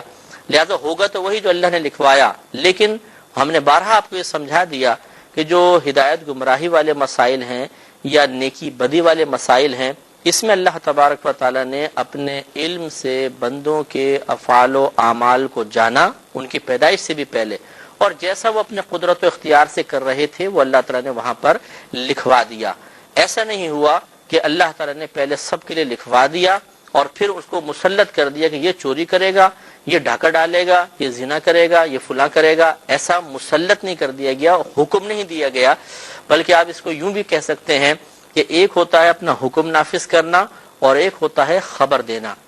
ایک یہ ہے کہ تم زنا کرو، یہ حکم ہے، اور ایک کسی کو دیکھا وہ زنا کر رہا تھا تو یہ لکھوایا کہ یہ زنا کرے گا، یعنی مستقبل میں اگر وہ کرے گا، اللہ نے تو مستقبل میں دیکھ لیا۔ چلے ہم اپنی مثال لیتے ہیں، کسی کو زنا کرتے ہوئے دیکھا تو لکھا کہ بھئی یہ زنا کر رہا ہے، اور ایک ہے کسی کو کہنا کہ تم زنا کرو، اس میں فرق ہے۔ تو اللہ تبارک و تعالیٰ نے ایسا نہیں کیا کہ پہلے سب لکھوا دیا اور پھر یہ کہ حکم گویا کہ ہے تم چوری کرو، تم یہ کرو، تم یہ کرو، نہیں، بلکہ اللہ تبارک و تعالیٰ نے اپنے علم سے جانا کہ کون کیا کر رہا ہے، جو وہ گناہ کے کام کر رہا تھا یا نیکی کے کام کر رہا تھا وہ سب وہاں پر لکھوائے، گویا کہ ملاحظہ کرنے کے بعد لکھوائے۔ جو انسان اپنی قدرت و اختیار سے کر رہا تھا تو گویا کہ خبر لکھوائی ہے کہ اللہ تعالیٰ نے ایک کو دیکھا وہ چوری کر رہا تھا تو لکھوایا لکھو یہ چوری کر رہا ہے، لیکن چونکہ وہ مستقبل کا معاملہ تھا تو گاہ کا لفظ کر دیں کہ وہ چوری کرے گا، کیونکہ اللہ تبارک و تعالیٰ نے اسے چوری کرتے ہوئے اپنے علم سے جانا کہ وہ چوری کر رہا ہے تو وہاں پہ لکھوایا کہ یہ چوری کر رہا ہے۔ لہذا جو ہم نے پہلا سوال لاسٹ پروگرام میں عرض کیا تھا کہ جب اللہ نے سب کچھ لکھوا دیا ہے تو گناہ پر گرفت کیوں ہوگی، اس کا سیر حاصل جواب ہر پروگرام میں تقریباً ہم دے رہے ہیں کہ یہ آپ مطمئن ہو جائیں اور اللہ تعالیٰ کی طرف معاذ اللہ اس کو منسوب نہ کریں کہ جی مجھ سے چوری ہو گئی تو اللہ نے لکھوایا تھا تبھی تو چوری ہو گئی، بلکہ ہوا یہ ہے کہ اللہ تعالیٰ نے ہماری پیدائش سے پہلے ہی ہمارے بارے میں اپنے علم سے ہمارے بارے میں جانا کہ ہم اپنے قدرت و اختیار سے چوری کر رہے ہیں تو وہاں پر لکھا، لہذا قدرت و اختیار تو باطل نہیں ہوا، اس لیے اس پر گرفت ہوگی۔ اور دوسرا کہ جو ہدایت و گمراہی کے علاوہ جو مسائل ہیں، جب اللہ تعالیٰ نے مثال کے طور پہ ایک جگہ شادی لکھ دی ہے تو پھر کوشش کی کیا ضرورت ہے، خود بخود رشتہ آئے گا اور شادی ہو جائے گی اس مقام پر، اور چونکہ اس کا وقت بھی مخصوص ہے، مثلا ایک شخص کی 31ویں سال میں شادی ہونی ہے اور ایک مخصوص مقام پر ہونی ہے، تو واللہ صورت یہی ہے کہ اگر آپ ہاتھ باندھ کے بیٹھ جائیں گے نا تو وہاں پہ شادی ہونی ہے اسی ٹائم میں، اس لیے کہ اللہ کا فیصلہ ہے، یہ بدل نہیں سکتا۔ لیکن اللہ تبارک و تعالیٰ نے ہمیں کوشش کا حکم عطا فرمایا اور ہمارے نبی کریم صلی اللہ علیہ وسلم نے کوشش کر کے دکھائی۔ اگر تھوڑا سا غور و تفکر فرمائیں تو اس میں ایک حکمت یہ بھی نظر آتی ہے کہ اگر ہم کوشش کو ترک کر کے بیٹھ جاتے اور صرف فیصلہ خداوندی پر اعتماد ہوتا تو بہت زیادہ مایوسی ہوتی اور براہ راست اللہ کی ذات سے مایوس ہو جاتے اس وقت کہ جب ہماری مرضی کے موافق نتیجہ نہ نکلتا۔ مثال کے طور پر ہم بیٹھ گئے کہ جی کہاں شادی ہوگی اور اللہ تعالیٰ کا فیصلہ یہ ہے کہ شادی نہیں ہوگی، تو ساری زندگی بیٹھے رہے، تو اس وقت ہم پھر یہ کہتے ہیں کہ بھائی اللہ تعالیٰ نے دیکھو میری شادی نہیں کروائی، اللہ کے فیصلے سے ہی ہوا ٹھیک ہے، لیکن اس وقت ہم بدظن ہوتے براہ راست اللہ تبارک و تعالیٰ سے، یہ عام آدمی ہوتا یہ کہہ لیں۔ لیکن اب کیا ہوتا ہے کہ ہم کوشش کرتے ہیں تو کہتے ہیں کہ یار وہ اصل میں ہم نے بات غلط کہہ دی تھی، وہ کنڈیشن غلط رکھ دی تھی اس لیے وہاں پہ شادی نہیں ہوئی، تم نے رشتہ بھیجنے میں دیر کر دی، انہوں نے کہیں اور ہاں کر دی تھی، تو ہم پھر اپنے اوپر لے لیتے ہیں اور اس طرح براہ راست اللہ کی ذات سے مایوس نہیں ہوتے ہیں، حالانکہ وہ اللہ تبارک و تعالیٰ کی طرف سے فیصلہ ہو چکا ہے۔ تو اگر کوئی اس بات کو سمجھ لے کہ بہت سی چیزیں اللہ کی طرف سے فیصلہ شدہ ہیں تو پھر وہ مایوس نہیں ہوگا۔ اور ہمارے لیے حکم یہ ہے کہ ان چیزوں میں اللہ کی رضا پر راضی رہیں اور ہرگز اپنی زبان پر شکوہ اور شکایت لے کر نہ آئے۔ ہم اصل میں خواہش یہ رکھتے ہیں کہ جو ہم چاہتے ہیں ویسا اللہ تعالیٰ کر دے، ہونا ہی چاہیے کہ ہم یہ سوچیں کہ جیسا اللہ ہمارے لیے چاہتا ہے کاش ہم ویسے ہو جائیں تو بات ہے۔ لہذا اگر کسی جگہ آپ کو رشتہ مناسب لگتا ہے آپ کوشش ضرور کیجئے، لیکن اگر وہاں پر شادی وغیرہ نہیں ہوتی تو پچھتانے کی بالکل حاجت نہیں ہے، افسوس کرنے کی، مایوس ہونے کی بالکل ضرورت نہیں ہے کہ خدا نخواستہ خودکشی کے منصوبے بنانا شروع کر دیے جائیں، بلکہ ٹھیک ہے اس کا مطلب یہ ہے کہ ہماری کوشش جو رائگاں گئی ہے، رد ہو گئی ہے، تو اللہ کا فیصلہ یہاں ہمارے لیے شادی کا تھا ہی نہیں۔ تو ہونا ہی چاہیے کہ اب ہم اللہ تعالیٰ کی رضا پر راضی رہیں اور نہ کوئی شکوہ شکایت زبان پر آئے، اور اگر آپ تھوڑا سے مضبوط ہو جائیں گے، اس مسئلہ تقدیر کو بار بار ذہن میں لے کر آئیں گے تو انشاءاللہ پھر ہر قسم کا پچھتاوا ختم ہو جائے گا۔ مثال کے طور پر میں ایک دفعہ ایک جگہ تھا، تو کافی پہلے کی بات ہے یہ، تو وہ میں نے موبائل نکالا، مین روڈ تھی اور میں نے دیکھنے لگا، کال تو نہیں تھی شاید، دیکھنے لگا، پھر میں نے جیب میں رکھ لیا تو دو لڑکے اسکوٹر پر آئے، میں اپنے دوست کے ساتھ پیچھے بیٹھا ہوا تھا تو انہوں نے وہ موبائل نکال لیا، گن پوائنٹ پہ لے گئے۔ تو میں چونکہ مسئلہ تقدیر بہت پڑھ چکا تھا اس وقت بھی، تو مجھے بالکل پچھتاوا نہیں ہوا، کوئی افسوس نہیں ہوا، میں نے غم نہیں کیا۔ وجہ اس کی یہ تھی کہ میرا قلب اس لحاظ سے مضبوط تھا کہ اس کا مطلب یہ ہوا کہ اللہ تبارک و تعالیٰ نے اس وقت میں اس موبائل کو ان کو دینا ہی پسند فرمایا تھا۔ یہ ان کی بدبختی ہے کہ انہوں نے طریقہ غلط اختیار کیا، اگر نہ طریقہ ایسے اختیار کرتے تو ان کی قسمت میں ضرور چلا جاتا۔ پھر دوسرا اطمینان اس طرح بھی اپنے قلب کو دلوایا کہ انشاءاللہ میدان محشر میں اس کا یقینی سی بات ہے بدلہ ملے گا، اگر صبر کریں گے تو بدلہ ملے گا۔ تو اس طریقے سے غور و تفکر کرنے کی برکت سے ہزار ہا ٹینشن سے انسان محفوظ ہو جاتا ہے۔ اس لیے اگر مجھے پتہ چلتا ہے کسی نے میری غیبت کی ہے، کسی نے مثال کے طور پر کوئی الزام تراشی کی ہے، کوئی میرے خلاف بول رہا ہے، تو میں کبھی بھی انتقام کے لیے غور و تفکر نہیں کرتا، کیونکہ میرا ذہن بنا ہوا ہے۔ حضرت ابن عباس رضی اللہ تعالی عنہ کی حدیث ہمیشہ میرے سامنے رہتی ہے، پیش نظر رہتی ہے کہ نبی کریم نے ارشاد فرمایا، ہم نے پچھلے پروگرام میں بیان بھی کی تھی کہ اے ابن عباس اگر ساری دنیا تجھے نفع پہنچانے پر جمع ہو جائے اتنا ہی نفع پہنچا سکتی ہے جتنا اللہ نے تیری قسمت میں لکھا، اور اگر ساری دنیا تجھے نقصان پہنچانے پر جمع ہو جائے تو اتنا ہی نقصان پہنچا سکتی ہے جتنا اللہ نے تیری قسمت میں لکھ دیا ہے۔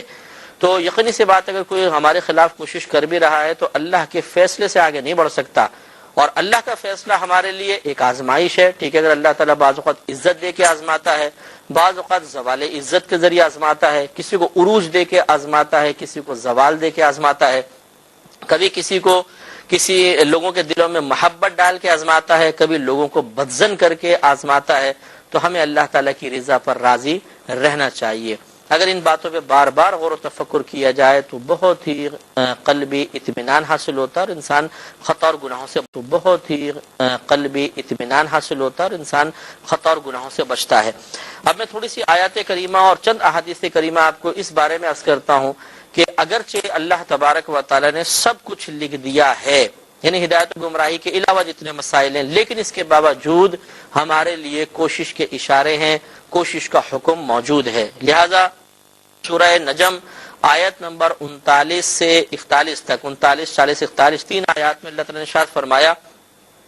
وَأَن لَّيْسَ لِلْإِنسَانِ إِلَّا مَا سَعَىٰ، اور انسان کے لیے، بے شک انسان کے لیے وہی ہے جس کی اس نے کوشش کی، وَأَنَّ سَعْيَهُ سَوْفَ يُرَىٰ، اور بے شک اس کی کوشش ان قریب دکھائی جائے گی، یعنی میدان معاشر میں تم نے یہ کوشش کی، اس کا یہ بدلہ ہے۔ ثم يجزاه الجزاء الاوفى، پھر اسے مکمل پوری جزا اور بدلہ دیا جائے گا۔ تو معلوم یہ ہوا کہ انسان کو کوشش کرنے کا حکم ہے، اس کو مجبور محض ہو کر بیٹھ نہیں جانا چاہیے، اپنے آپ کو بیکار نہیں کر لینا چاہیے، ہر چیز کی کوشش کرے، نیکی کی بھی کوشش، گناہ سے بچنے کی کوشش، اس کے علاوہ دنیاوی جیسے اسباب ہوتے ہیں، کاروبار کرنا، اپنے بچوں کی تربیت کے لیے کوشش کرنا، بلکہ اللہ نے مکلف بنایا، آپ کو معلوم ہے کہ بہت سی چیزوں کا کوشش ہمیں جاری رکھنی چاہیے، نتیجے کو اللہ کے سپرد کرنا چاہیے۔ اسی طرح سورہ کہف آیت نمبر 29 میں اللہ تعالیٰ فرماتا ہے کہ فمن شاء فلیؤمن ومن شاء فلیکفر، تو جسے چاہے، تو جو شخص چاہے تو وہ ایمان لے آئے، اور جو چاہے تو وہ کفر اختیار کرے۔ یعنی کہنے کا مطلب اختیار دینا نہیں ہے، بلکہ کوشش کا حکم ہے کہ تمہیں ایمان اختیار کرنا ہے اور کفر کو چھوڑنا ہے۔ لیکن اگر تم نہیں مانتے ہو تو ٹھیک ہے، تمہاری مرضی ہے، تم چاہے ایمان اختیار کرو، کفر اختیار کرو، آخرت میں تمہاری گرفت ہوگی، اور جو تم نے عمل اختیار کیا ہوگا اگر اچھا ہوگا تو اس پہ انعام مل جائے گا، ورنہ اس گرفت کے جواب میں تمہیں جہنم میں ڈالا جا سکتا ہے۔ یہاں پر بھی کوشش کا حکم ہے۔ ایک حدیث اس کے بارے میں سماعت فرمائے، ابن ماجہ کی حدیث ہے 2133 نمبر، یہ حدیث پاک ہے۔ حمید ساعدی رضی اللہ تعالیٰ عنہ کہتے ہیں کہ قال رسول اللہ صلی اللہ علیہ وسلم اجملوا فی طلب الدنیا، کہ تم دنیا کو طلب کرنے میں احسن طریقہ اختیار کرو، اچھا طریقہ اختیار کرو۔ فإن كل ميسر لما خلق له، کیونکہ ہر شخص کے لیے وہی کام آسان کر دیا جاتا ہے جس کے لیے اسے پیدا کیا گیا ہے۔ تو معلوم یہ ہوا کہ دیکھیں نبی کریم نے طلب دنیا کے لیے بھی عمل اختیار کرنے اور اچھے انداز سے اختیار کرنے کا حکم دیا، اور یہ بیان فرما دیا کہ ہر شخص کو وہی ملے گا جس کے لیے وہ پیدا کیا گیا ہے، نتیجہ وہی نکلے گا کہ جو اللہ تبارک و تعالی نے ہمارے لیے فیصلہ کر دیا ہے۔ حضرت جابر رضی اللہ تعالیٰ عنہ سے مروی ہے، مسلم کی حدیث ہے، حدیث نمبر 4788 ہے۔ یہ کہتے ہیں کہ جاء سراقہ بن مالک بن جعشم، کہ حضرت سراقہ بن مالک بن جعشم نبی کریم صلی اللہ علیہ وسلم کے پاس حاضر ہوئے، اور انہوں نے کچھ آپ سے سوالات کی، طویل حدیث ہے تو میں مختصر کر رہا ہوں۔ تو انہوں نے یہ پوچھا کہ یا رسول اللہ صلی اللہ علیہ وسلم، جب قلم سب کچھ لکھ چکے ہیں تو کیا،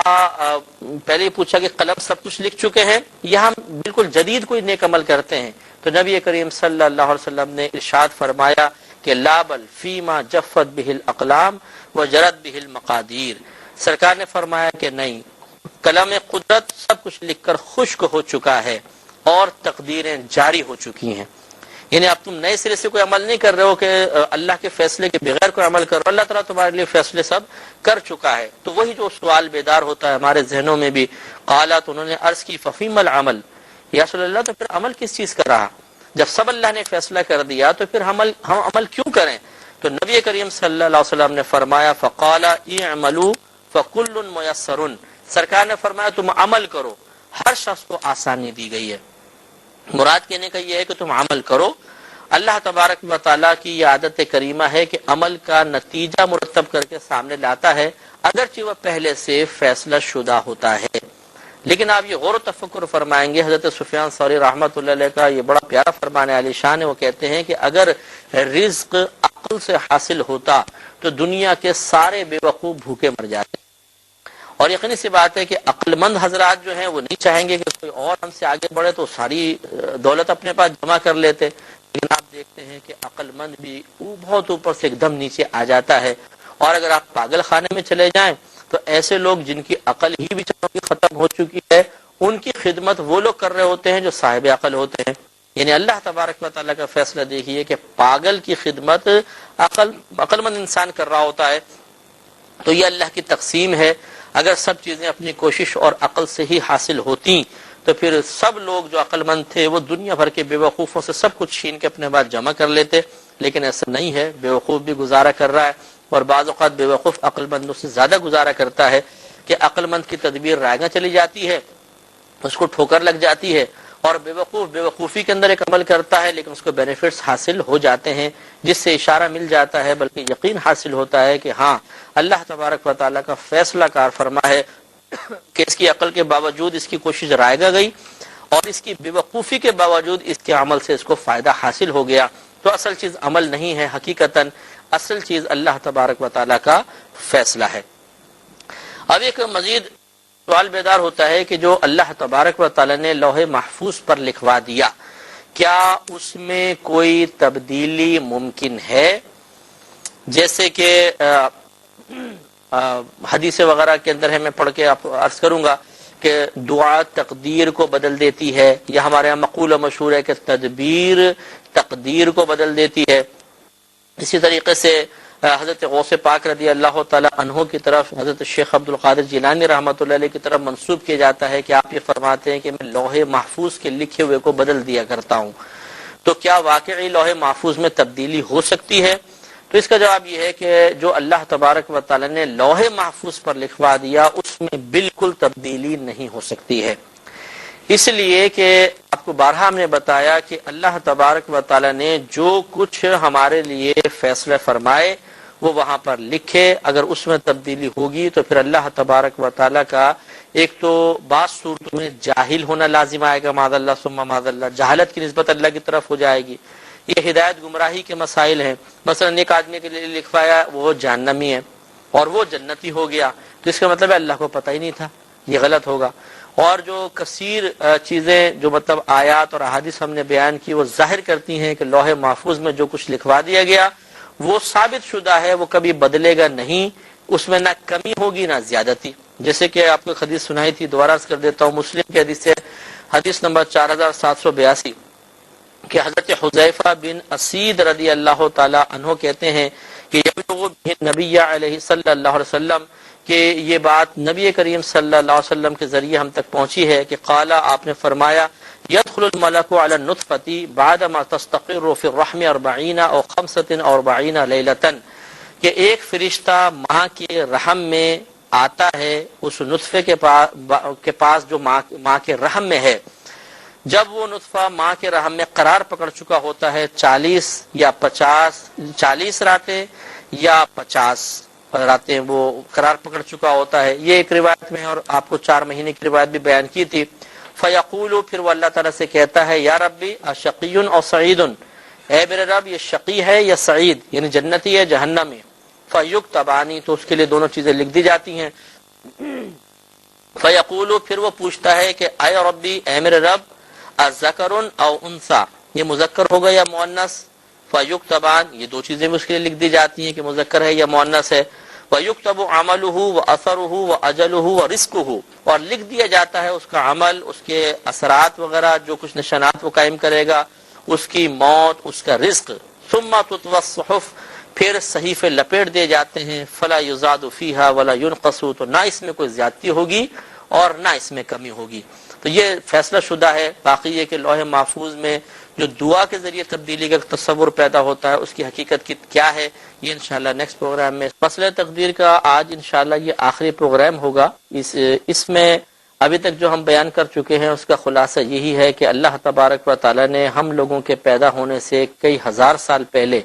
قلم کے ذریعے لوح محفوظ پر ہماری پوری تقدیر کو لکھوا دیا. یہ کہہ لیں کہ بہت سی چیزیں لکھوا کر انہیں مقرر کر دیا کہ ہمارے ساتھ ایسا معاملہ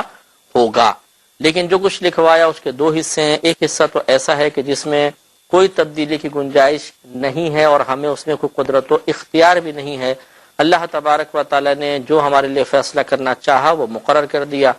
اور بعض چیزیں ایسی ہیں جو لکھوا تو دی گئی ہیں لیکن اللہ تبارک و تعالی کا ارادہ یہی تھا کہ بندوں کو جب دنیا میں بھیجا جائے گا پیدا کیا جائے گا تو انہیں ان معاملات میں قدرت و اختیار دیا جائے گا۔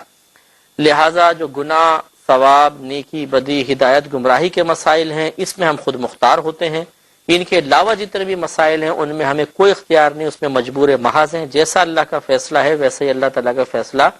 نافذ ہوگا۔ لہذا ہدایت و گمراہی کے علاوہ مسائل میں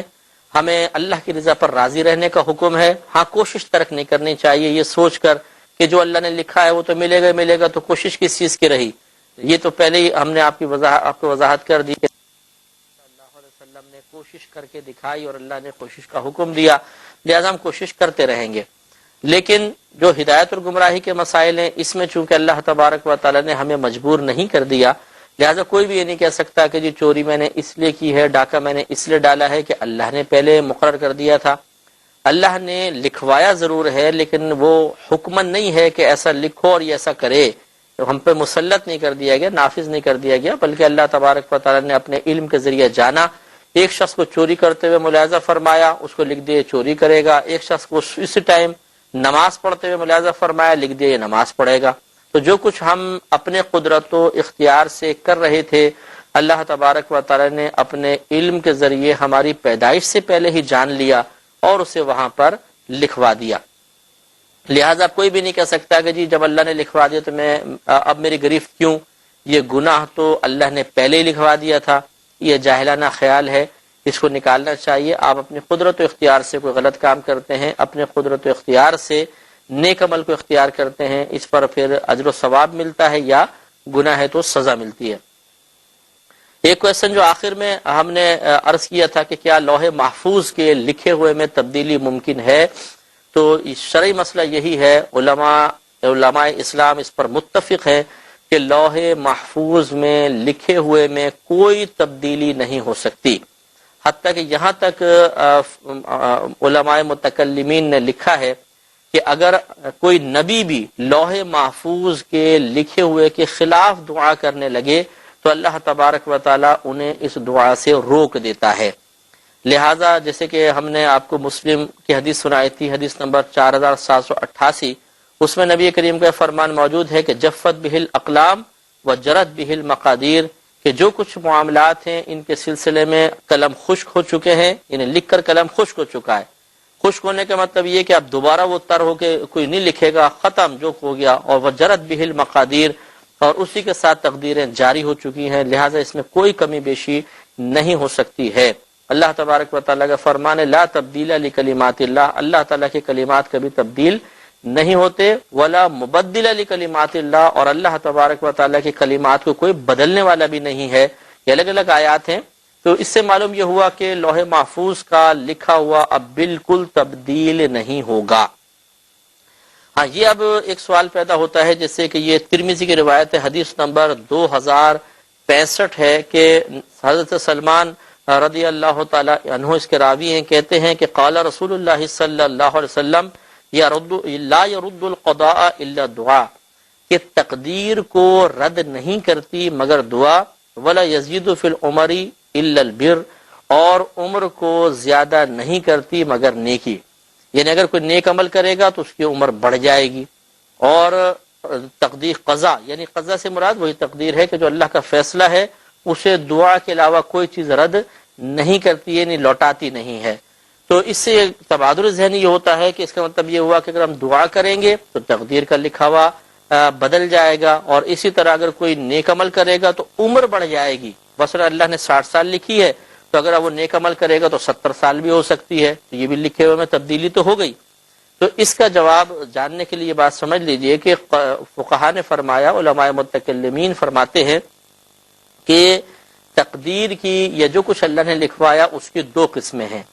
ایک قضائے مبرم کہلاتی ہے، ایک قضائے معلق کہلاتی ہے۔ ایک تیسری قسم بھی بنائی ہے لیکن یہ دو بڑی ہیں، اس کو آپ سمجھ لیں، ایک قضائے مبرم اور ایک قضائے معلق۔ قضائے مبرم کہتے ہیں جس کو پختہ کر دیا گیا ہو۔ تو ایک تو قضا ایسی ہے، یعنی قضا مینز اللہ کا فیصلہ جو ہمارے لیے، اسی کو آپ تقدیر بھی کہتے ہیں، اسی کو نصیب، اسی کو قسمت بھی آپ کہتے ہیں۔ ایک تو ایسا ہے جو پختہ ہے، پختہ کا مطلب اس میں کوئی تبدیلی نہیں ہو سکتی ہے، اور ایک کہلاتی ہے قضائے معلق۔ معلق مانے لٹکی ہوئی، یعنی اس میں تبدیلی ہو سکتی ہے۔ تو جو کچھ لوح محفوظ میں لکھوایا گیا ہے وہ قضائے مبرم ہے، اور جو صحف ملائکہ میں ہوتا ہے، جیسے کہ آپ نے سنا ہوا 15 شعبان کو فرشتوں کو صحائف دے دیے جاتے ہیں کہ اس پورے سال میں کس کس کو کیا کیا رزق ملے گا اور کون کون مرے گا، یہ صحیفے دے دیے جاتے ہیں۔ اس میں جو کچھ لکھا ہے یہ بھی تو اللہ کا ایک فیصلہ ہی ہے، اور یہ قضاء معلق کہلاتا ہے، کیونکہ اس میں آپشنز لکھے ہوتے ہیں۔ مثال کے طور پر اگر یہ شخص دوا استعمال کرے گا بچ جائے گا، نہیں کرے گا تو مر جائے گا، دو لکھے ہوئے ہیں۔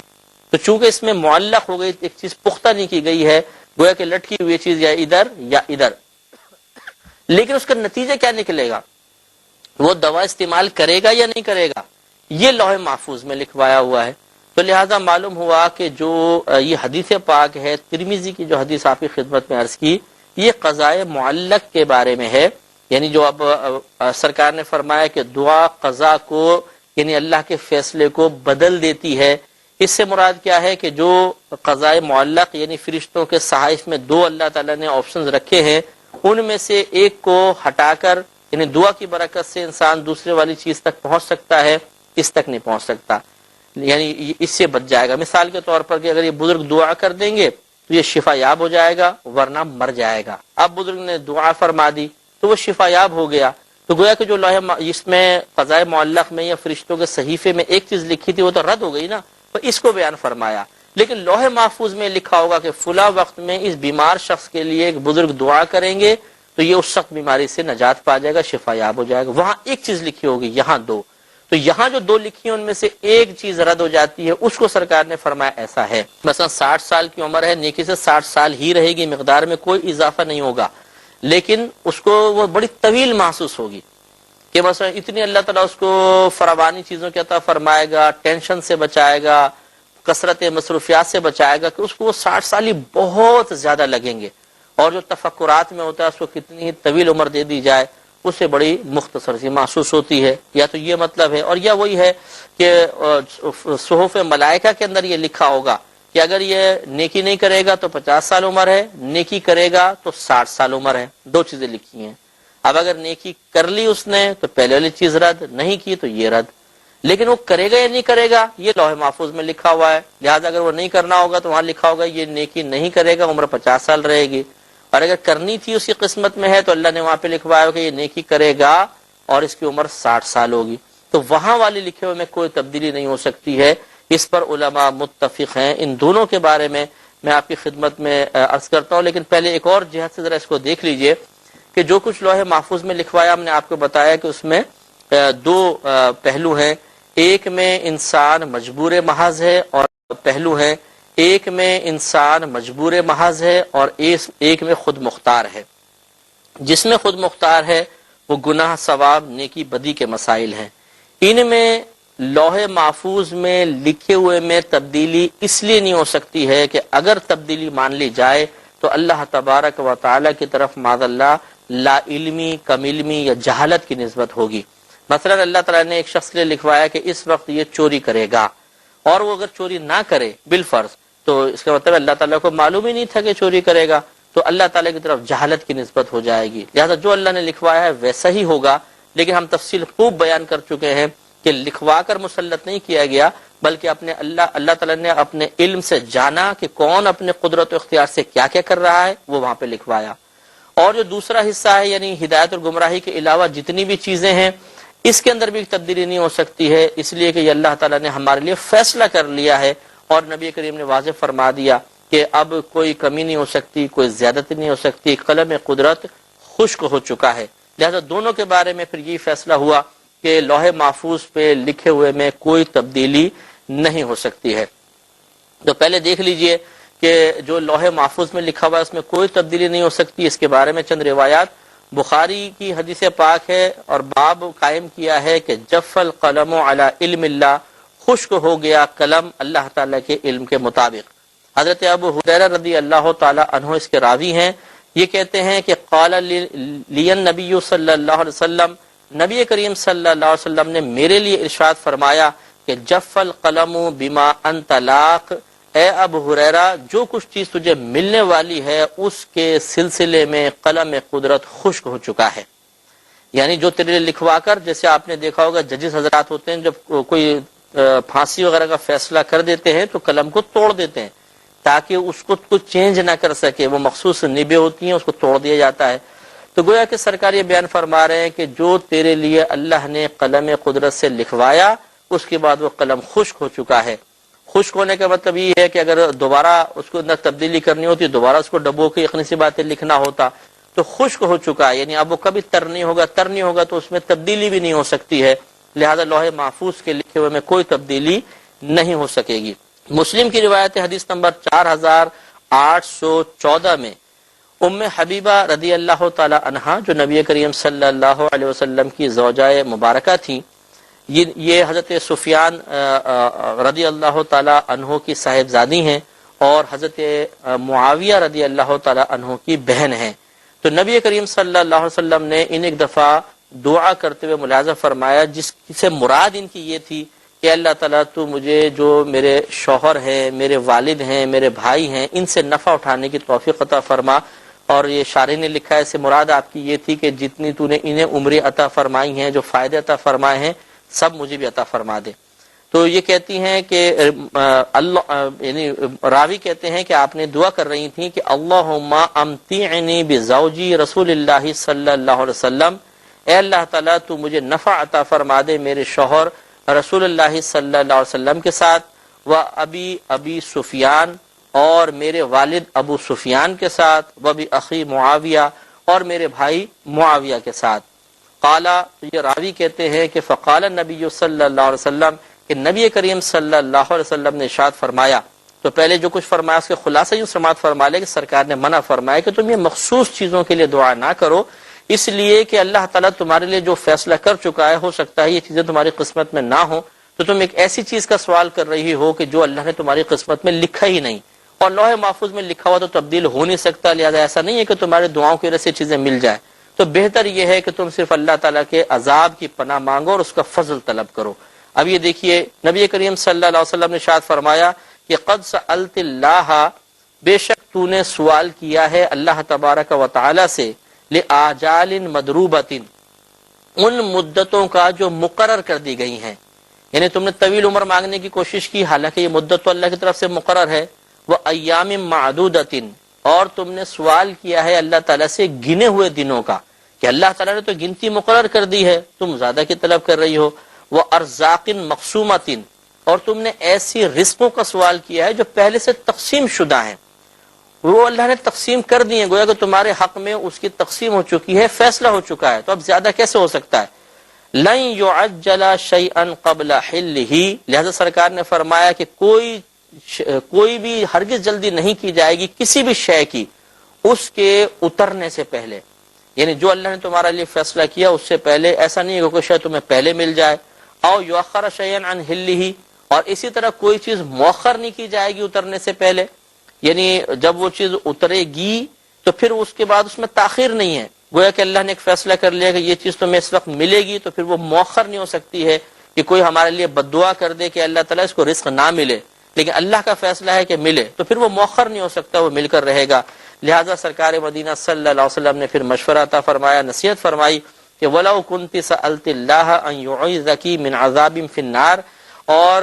اگر تم سوال کرتی اللہ تعالیٰ سے تو تم یہ سوال کرو کہ وہ پناہ دے دے تمہیں آگ کے عذاب سے، او عذاب فی القبر، یا قبر کے عذاب سے، اگر تم یہ اللہ سے سوال کرتی تو کانا خیرن و افضلا، تو یہ تمہارے لیے بہتر بھی ہوتا اور افضل بھی ہوتا۔ تو گویا کہ ہمیں ایک تعلیم دے دی گئی کہ کوئی چیز مخصوص کر کے اللہ سے طلب مت کرو، یہ بہت ہی امپورٹنٹ حدیث پاک ہے، ذرا توجہ فرمائیں، کیونکہ بسا اوقات اگر ایک چیز کو ہم مرکز دعا بنا کر بار بار طلب کریں گے اور وہ چیز ہمارے حق میں نہیں ہے یا اللہ کا فیصلہ نہیں ہے، تو گویا کہ ہم اللہ کی تقسیم کو بدلنے کے لیے دعا کر رہے ہیں۔ مثال کے طور پہ ایک شخص آپ سے کہتا ہے یار دعا کرو فلاں جگہ میرا رشتہ ہو جائے، اور وہ بار بار آپ کو فون کرتا ہے کہ جی دعا کر دیں میرے فلاں لڑکی سے میرا رشتہ ہو جائے، یا لڑکی دعا کرتی ہے، گھر والے کرتے ہیں کہ فلاں لڑکے سے ہو جائے۔ اس میں دیکھیں کوشش ایک الگ چیز ہے، لیکن اس کے پیچھے نہ لگیں، ہو سکتا ہے کہ اللہ تبارک و تعالیٰ نے اس لڑکے کا اس لڑکی سے، لڑکی کا لڑکے سے رشتہ منظور نہ فرمایا ہو، لڑکی کا کہیں اور ہوگا، لڑکے کا کہیں اور ہوگا، اب آپ اس کے لیے بار بار دعا کروا رہے ہیں اور اس کے پیچھے لگ گئے ہیں، تو پھر اس کا مطلب یہ ہے کہ آپ کوشش کر رہے ہیں کہ اللہ تعالیٰ اپنے فیصلے کو بدل دے۔ تو فیصلہ خداوندی تو نہیں بدلے گا، تو لہٰذا بعض صورتوں میں انسان گناہگار ہو سکتا ہے۔ لہٰذا جب اس قسم کی دعا ہو تو مخصوص آپ فرد کا تعین نہ کریں، بلکہ اللہ کی بارگاہ میں دعا کریں کہ اے اللہ تعالیٰ اگر اس شخص سے میری شادی تو نے مقرر کر دی ہے تو آسانی مہیا فرما، یا آپ یوں دعا کریں کہ اللہ تعالیٰ اگر وہاں پہ میرا رشتہ بہتر ہے اور تجھے بھی منظور ہے تو رشتہ کروا دے، یہ ایک اچھی چیز ہے۔ لیکن یہ کہ اللہ تعالیٰ بس میں نے تو یہی نکاح کرنا ہے، یہی شادی کرنی ہے، میں نے تو یہی کاروبار کرنا ہے، میں نے تو اسی شخص کے ساتھ رہنا ہے، یہ چیزیں غلط ہوتی ہیں۔ اس طرح مقرر کر کے دعا کرنا اور پھر اس پہ اصرار بھی کرنا بسا اوقات اللہ تعالیٰ کی تقسیم اور رضا کے خلاف ہو جاتا ہے، جس میں گرفت کے پہلو نکل سکتے ہیں۔ ایک اور اس میں حدیث پاک سماعت فرما لیں کہ حضرت ابی خزامہ رضی اللہ تعالیٰ عنہ اپنے والد سے روایت کرتے ہیں، ترمذی کی حدیث پاک ہے، حدیث نمبر 2074 ہے، وہ کہتے ہیں کہ انا رجلا اتى النبی صلی اللہ علیہ وسلم، کہ بے شک ایک شخص نبی کریم صلی اللہ علیہ وسلم کے پاس حاضر ہوا، فقال، تو اس نے عرض کی، یا رسول اللہ، اے اللہ کے رسول، ارأیت رقن نسترقیہا، کہ آپ کیا رائے رکھتے ہیں یا کس طرح دیکھتے ہیں اس منتر کو کہ جس کے ذریعے ہم منتر کرتے ہیں، یعنی پھونکتے ہیں، دم کرتے ہیں،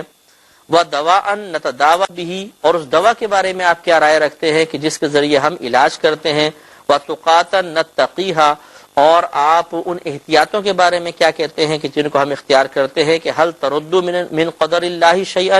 کیا یہ اللہ تعالیٰ کی تقدیر میں سے کسی چیز کو لوٹا سکتے ہیں؟ نبی کریم نے فرمایا فقال ہی من قدر اللہ، کہ آپ کا کہنے کا مطلب یہ تھا کہ یہ تو خود اللہ کی تقدیر سے ہی ہیں، اگر تم کرتے ہو تو اللہ کی تقدیر سے، کہ اللہ نے اس وقت تمہارے لیے لکھ دیا تھا کہ تم علاج کرو گے، اب ہوگا یا نہیں ہوگا یہ اس کا فیصلہ ہے۔ اور ایک آخری آیت سماعت فرمائے، پھر انشاءاللہ ہم پروگرام کو ختم کریں گے، کہ جس میں اللہ تعالیٰ نے تقدیر معلق کے بارے میں ارشاد فرمایا، سورہ رعد آیت نمبر 39 ہے کہ یمحو اللہ ما یشاء، مٹا دیتا ہے اللہ تعالیٰ جو چاہتا ہے، ویثبت، اور جسے چاہتا ہے قائم رکھتا ہے۔ یہ تقدیر معلق کے بارے میں مفسرین نے فیصلہ فرمایا، لہذا تقدیر کے مسئلے پر اس سے زیادہ غور و تفکر مناسب نہیں ہے۔ اللہ تعالیٰ سے دعا ہے کہ اللہ تعالیٰ ہمیں مسئلہ تقدیر سمجھنے، اسے ذہن میں محفوظ رکھنے اور وساوس کے شکار لوگوں کو احسن طریقے سے سمجھانے کی توفیق عطا فرمائے، آمین۔